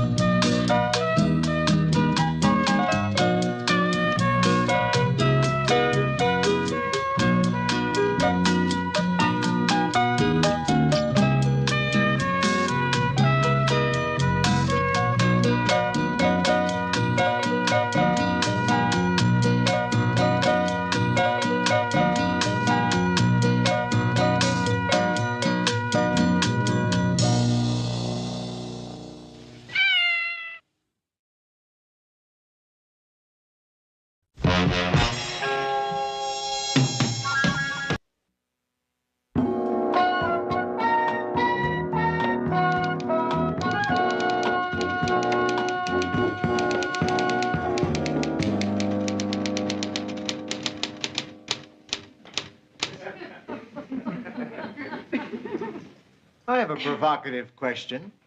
Why is the producer of the 6 o'clock news watching the writer of the 6 o'clock news write the 6 o'clock news? Because, Mr. Grant, since you made me a producer over a week ago, I just feel I should be doing something more. I was supervising somebody. Can't you give me something to do? I don't care anything. How small or insignificant? Bye, guys. Okay, from now on, you can supervise Ted. Welcome to your first command, General Custer. Say, the newsroom is certainly redolent of coffee this morning. It's what? And you call yourself a writer? Redolent. Redolent of coffee. It means it smells. Ted, what's the book? You and your vocabulary. I'm planning to work in a few words into every newscast, give it a little class. What do you think of the idea, Murr? I think it's redolent, Ted. Well, Mary, we certainly didn't wait long to get ourselves a press agent, did we? What are you talking about, Sue Ann? This piece of puffery in the TV section. News show appoints woman producer. I didn't see that. I'll bet. With this promotion, Mary Richards becomes the most important woman at station WJM. Someone around here certainly wasn't very reticent. Now, what's that supposed to mean? Reticent? Inclined to be silent? Ted, come on, I know what the word means. Sue Ann, I didn't give them this story. Although I must say, it certainly is accurate. Oh, Mary, you sweet, innocent, naive, albeit ruthless child. Mary, here's tonight's rundown. I put everything the way I want it. Bring me Murray's copy so I can approve it. Then see if you can get somebody up here to fix that squeak in my chair. Right. Mary, I know how busy a producer is. So here's a little tip. A dab of Mazola oil on loose swivel, and he'll be sitting pretty.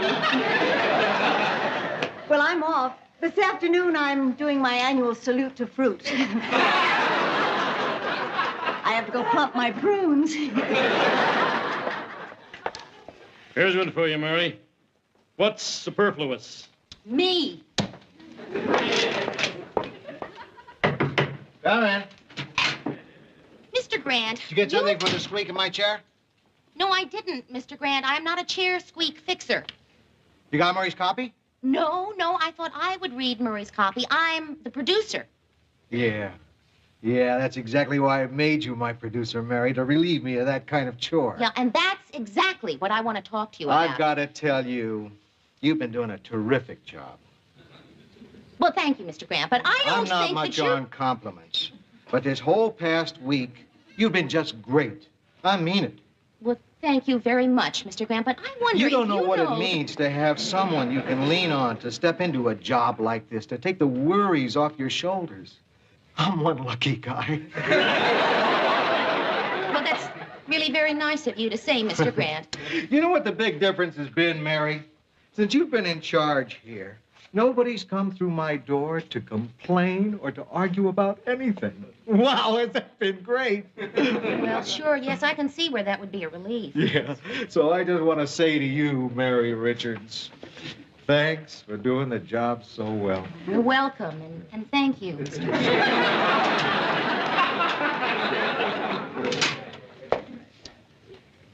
What just happened here? I sandbagged you. You came in here to gripe about something. I took the wind out of your sails. That's why I'm the executive producer. Yeah, and Mr. Grant, I'm the producer. I know I am because I see my name on the credits of the show every night, but that's the only way anyone could tell. Okay. I'll get you a sign for your desks. Mr. Grant, I don't want a sign for my desk. I just want a chance to produce the 6 o'clock news, just to see if I can do it. All right. You got it.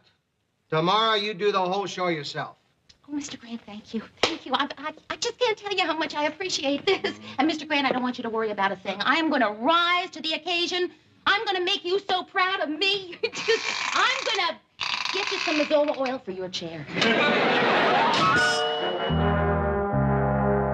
Good evening, ladies and gentlemen. This is Edward Daniels with the 9 o'clock news. David Baker, the head of the United Nations Emergency Fund, said today he has received a $1 billion commitment from the United States. Hi, Mayor. This pledge I is hope we're designed not to help disturbing 32 you. No, not at all. Come on in. Thank you. We got through dinner early tonight. We emphasize service at that restaurant. That's why I take her there. Even special orders. The girl just sings in the microphone, hold the pickle, hold the lettuce, and we hold it. Oh, I see you're watching Channel 3. Oh, yeah. They have a 9 o'clock newscast. Well, it's always helpful to check the competition there. less developed nations. Dr. Harry Good blazer, Davis average voice, weak vocabulary. I'm just checking to see if there are any new stories since the 8 o'clock broadcast. Are you nervous about tomorrow, Mary? Oh, come on, Georgette. I've been an associate producer for 5 years now, a producer for over a week, and so I'm nervous. I want you to know, Mayor, that I'm one guy you can count on tomorrow. Of course, after you have that first show under your belt, there are a few improvements I'd like to discuss with you. But in the meantime, we just stop by to wish you good luck and bring you some flowers. Oh, well, thank you. Unfortunately, the florists are all closed this time of night. Why don't you buy yourself something? Trying to keep the change. No, thank you. What kind of improvements? Oh, just a lot of stuff to make you look good as a producer. Uh-huh. Example, the title of the show. The title of the 6 o'clock news? Oh, well, let's face it, Mayor. People tune in to watch yours truly. I mean, that's what it's all about. The title of the show should be The Baxter Report. No, Ted. Ted, Mary can't go making a whole lot of changes right away. All right, Mary. How about this, a new opening? An aerial shot of my car pulling up. I step out of the car, and I race up the stairs, a grim look of urgency on my face, and I race down the hall. You should think of those things before you leave the house. We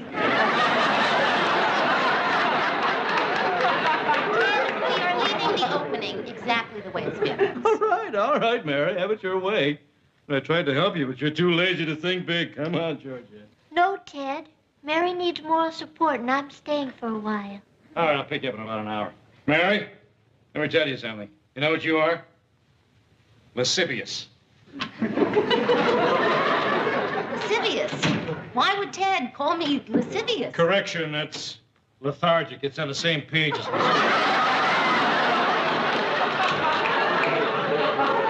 Would you like some coffee? Yes, thanks. Mary, don't worry about tomorrow. You're going to do fine. Oh, thanks, Georgette. Listen, you were sweet to stay. Boy, I tell you, it's times like these I really miss Rhoda. I'll bet you do. What would Rhoda say if she were here? Oh, I don't know that it's anything that she'd say. She'd just listen, I guess.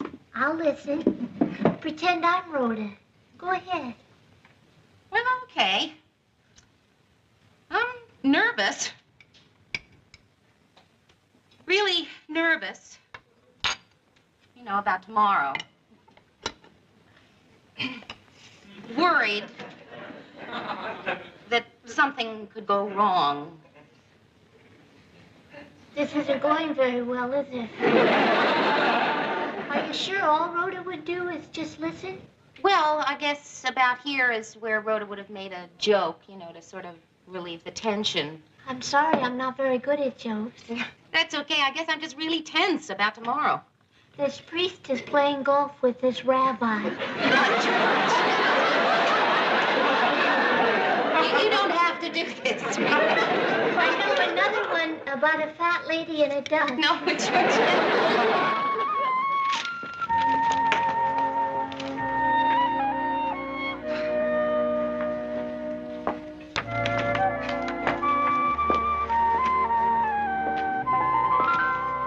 Murray, who handles the clocks? Why? Well, Tokyo is 5 minutes slow. See here. Oh, yeah. It's little things like that that cost them the war. What's the matter, man? I don't know. I can't stay seated today. Somehow, I just don't feel a producer should be sitting. Mary, if God didn't intend for producers to sit, he wouldn't have given them such big chairs. I don't know. I just feel I should be on my feet in case I have to deal with anything in a hurry. At 1 o'clock in the afternoon? Come on, Mary, relax. After all, Lou was right in there. If any problem comes up, all you gotta do is just... Murray. If any problem comes up, I'll handle it. That's all. Hi, guys. Ted, you're late. I knew you wouldn't care, Mary. I mean, what the heck? We don't punch a time clock around here. Well, the point is, Ted, if you get here on time for Mr. Grant, you can get here on time for me. That's all. To do what? Whatever it is that you do when you get here on time for Mr. Grant. Well, all right, Mary. But I think you're being a little punctilious. All right, Ted, that's it. You're going to give me that book, or I have to take it away from you. Is Lou in, Mary? Yes, he is. Oh. Mel, what did you want to see him about? Oh, I got this note that the producer wants some changes in the set. Oh, yes, well, I'm the producer now. Oh, yeah? Yeah. Congratulations. Thank you. Mel? Yeah, I just want to see what Lou wants. Yeah, but see, I'm the one who wanted the sketches. You are? Yes. Yes. Did you know, Mel, that we haven't changed the basic set in 5 years? Oh. And also, I wanted to talk to you about wardrobe. Ted's blazer, I want to get rid of it. Oh. Yeah, preferably before he has time to take it off. Hey, Lou, you want to check the copy? Murray, give it to me. Oh, I'm sorry, Mary. I just saw Lou Oh, here. Lou, I do you thought want he'd to like look at these? Mary thinks the set should be changed. What for? The set's fine. Leave it alone. Mr. Grant, I thought I was the producer. That's right, Mary. Well, then why don't you let me do my job?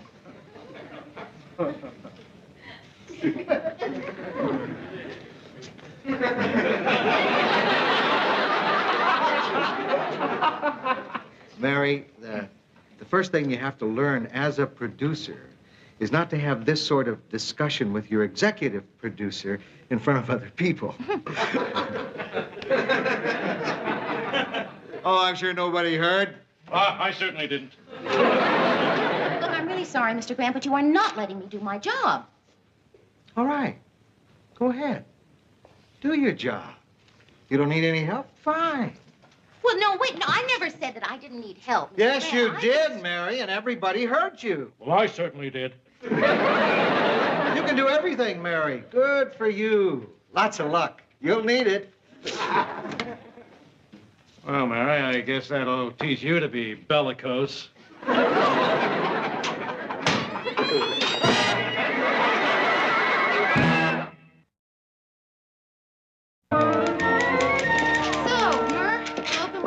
Hearings, and we'll follow with the narcotics crackdown and then the governor's conference, huh? Yeah, that sounds like a good lineup. Yeah, listen, I got one problem. We have 30 seconds at the end of the show. Now, which do you think is more important?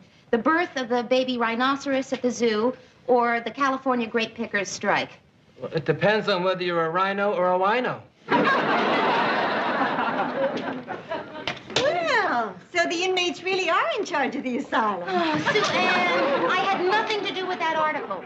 Mary, believe me, I'm proud of the way you haven't been disheartened by those who murmur that you've sacrificed your femininity to your ambition. Actually, Sue Ann, I haven't heard anyone murmur that. Then I'm the first. Of course, meanwhile, the man you supplanted is sitting alone in the bar downstairs, destroying himself with cheap booze. How do you know that? I just bought him a drink. Well, carry on, Mary. I'll just watch. It should be fascinating to observe how the most important woman at station WJM puts together a new show. All right, you want to watch? Go ahead, watch. Okay, Murray, I've decided we'll close with the baby wino. I mean, the baby rhino.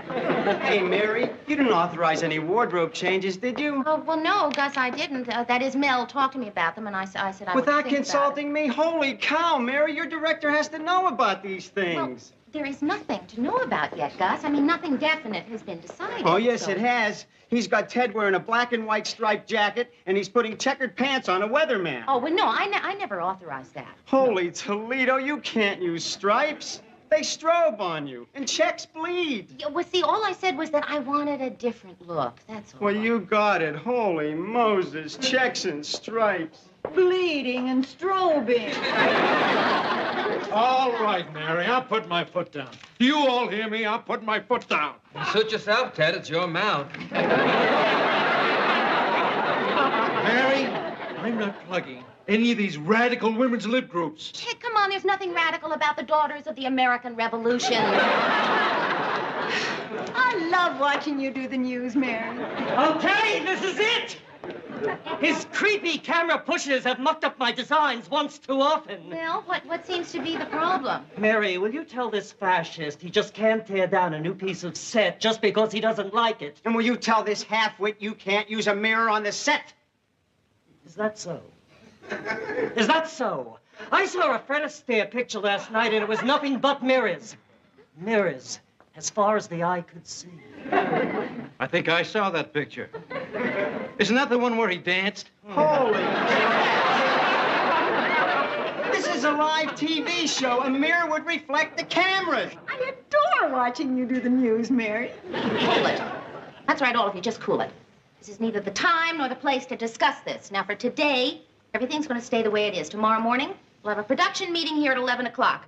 You bring the designs and sketches, which I will discuss with you, okay? Okay? Okay.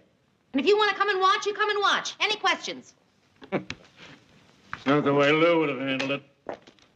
Mary, Ted wants you to handle it the way Lou would have handled it. Ted, how'd you like me to punch your face out?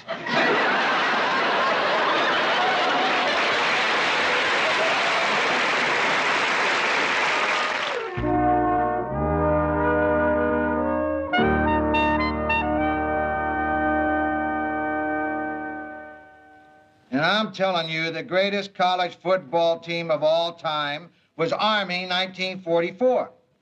Nebraska, 1972. How can you say that, fella? Army had the greatest backfield that ever was. Nebraska, 1972. Hi. Hello. Blanchard, Davis, Tucker, huh? Nebraska, 1972. Oh, nothing, thank you. I just thought I'd come by and tell you that everything is okay in the newsroom. Good. Look at the record. Unbeaten, untied, beat Notre Dame 59-0, 6 All-Americans. I mean, I knew you'd be anxious to know that. Yeah. Glenn Davis set a touchdown record that still stands. And that's while he was dating Elizabeth Taylor. I knew you wanted to know, because, I mean, it is the first time that I ever ran the whole show myself. Yeah. Nebraska, 1972. Army, 1944. So, I'm really glad that I was able to set your mind at ease. Yeah, thanks. That's nice. So everything's all right, huh? Yeah, if I do say so myself, everything is all right. You're not, for example, having trouble with Rollins? No. Who's Rollins? Your sound engineer. I thought you might be having some problems. No, everything's fine, just fine. Good. Glad to hear that, Mary. Yeah. I am managing to get the news on without a hitch. Good for you, Mary. Thanks. Mr. Grant, why did you think I might be having trouble with Rollins? Just a hunch. Okay. Mary. Yeah. That's Rollins.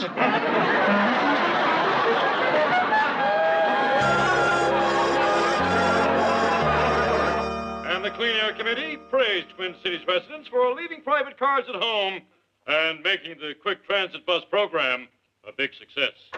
Why does Ted keep frowning? Well, he's mad at me because I wouldn't work any of his vocabulary words into the copy. Oh, it's wonderful, Mary. It's the best newscast I ever saw. Oh, thanks, Georgette. I hope they rerun it. And now a sad item. Monsignor Walter O'Rourke is dead at 87. Until his retirement in 1958, Monsignor O'Rourke served the Twin Cities Diocese, where he was much beloved. Let me just say this. I didn't know the Monsignor personally, but I'll bet you he was never lethargic, redolent, bellicose, or lascivious.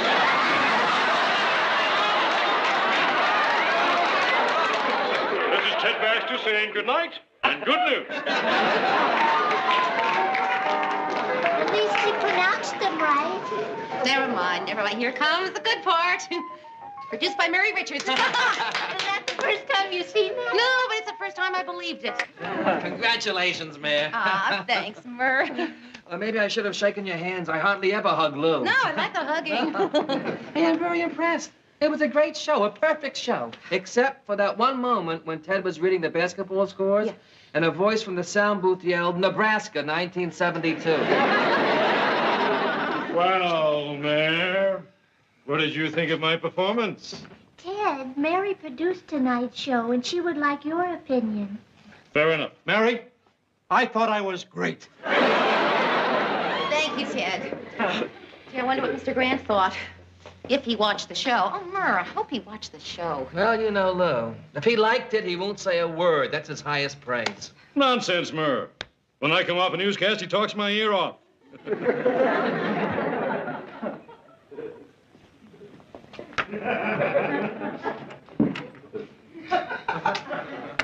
Congratulations, Mary.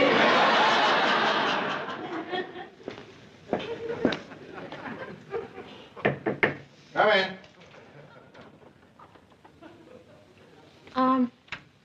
Mr. Grant, maybe I'm pressing my luck, but, what do you think? About the show? Yeah. What do you want me to say? That it was great?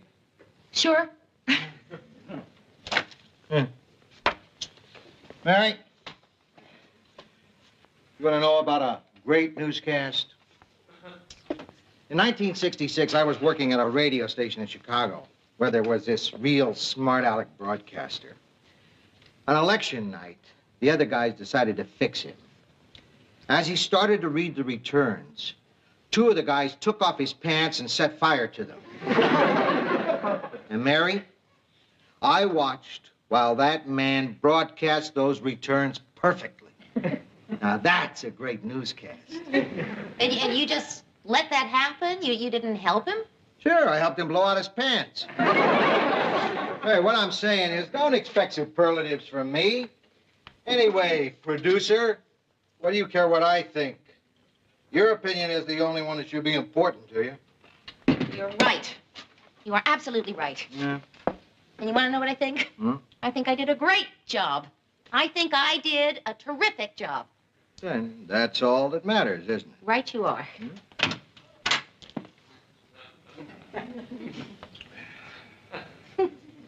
Mr. Grant, what'd you think of the show? It didn't stink. Oh, thank you, Mr. Grant. Oh, thank you. It didn't stink.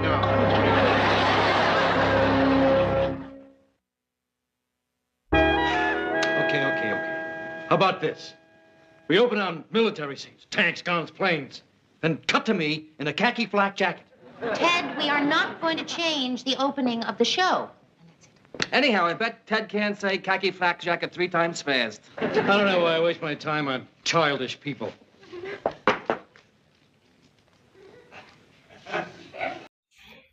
भाई साहब एक एक करते हैं grades के open 2 grades और भाई साहब 6 दिन के लिए एक ही यहाँ पे निकाला आई और भाई साहब ये वाली MP40 अभी हम परमानेंट भाई नहीं हो भाई तो भाई साहब तुम लोग यकीन कर लो ये हम आपको दिखाते हैं कि देखो MP40 अभी पूरी निकाली भाई साहब तुम मानते नहीं हो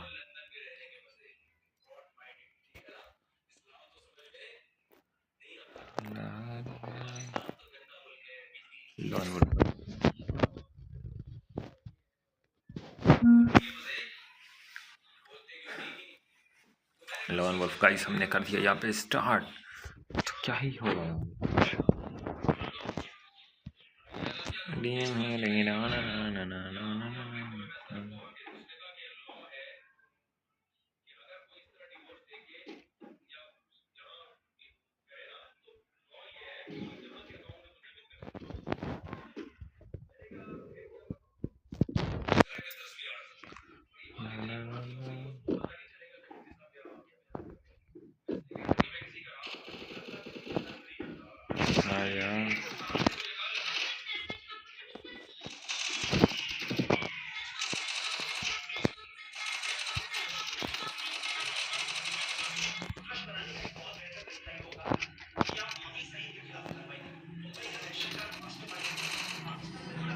थे हमारे कुत्तियाँ ये सब। यहाँ पे हमारी काफ़ी कुत्तेबाजी हो चुकी है, लेकिन महसूस बिल्कुल भी नहीं हो रही।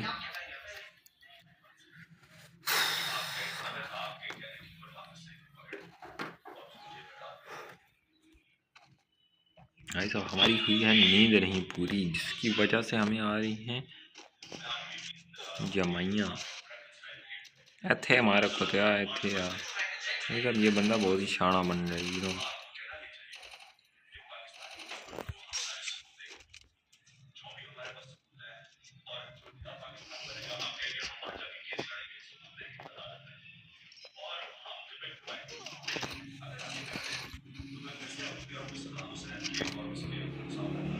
आजा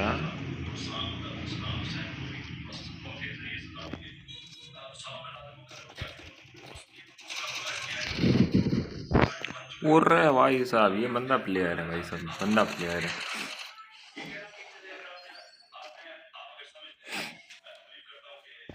ये वाला अगर सीन दोबारा बने तो मैं इसको मारूंगा, क्योंकि अभी इसकी साइकिल मेरे को समझ आ चुकी है।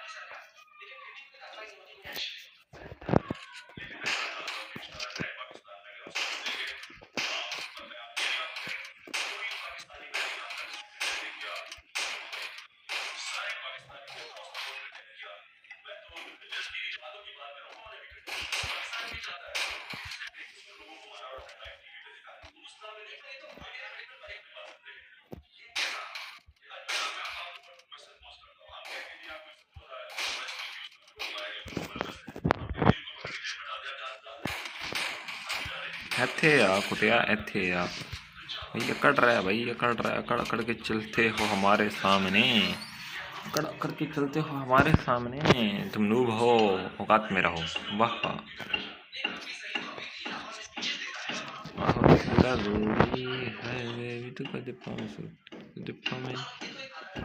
भाई, ये क्या हो रहा है? अस्तगफिरुल्लाह रब्बी मिन कुल्ली ज़ंबिन व अतूबु इलैह।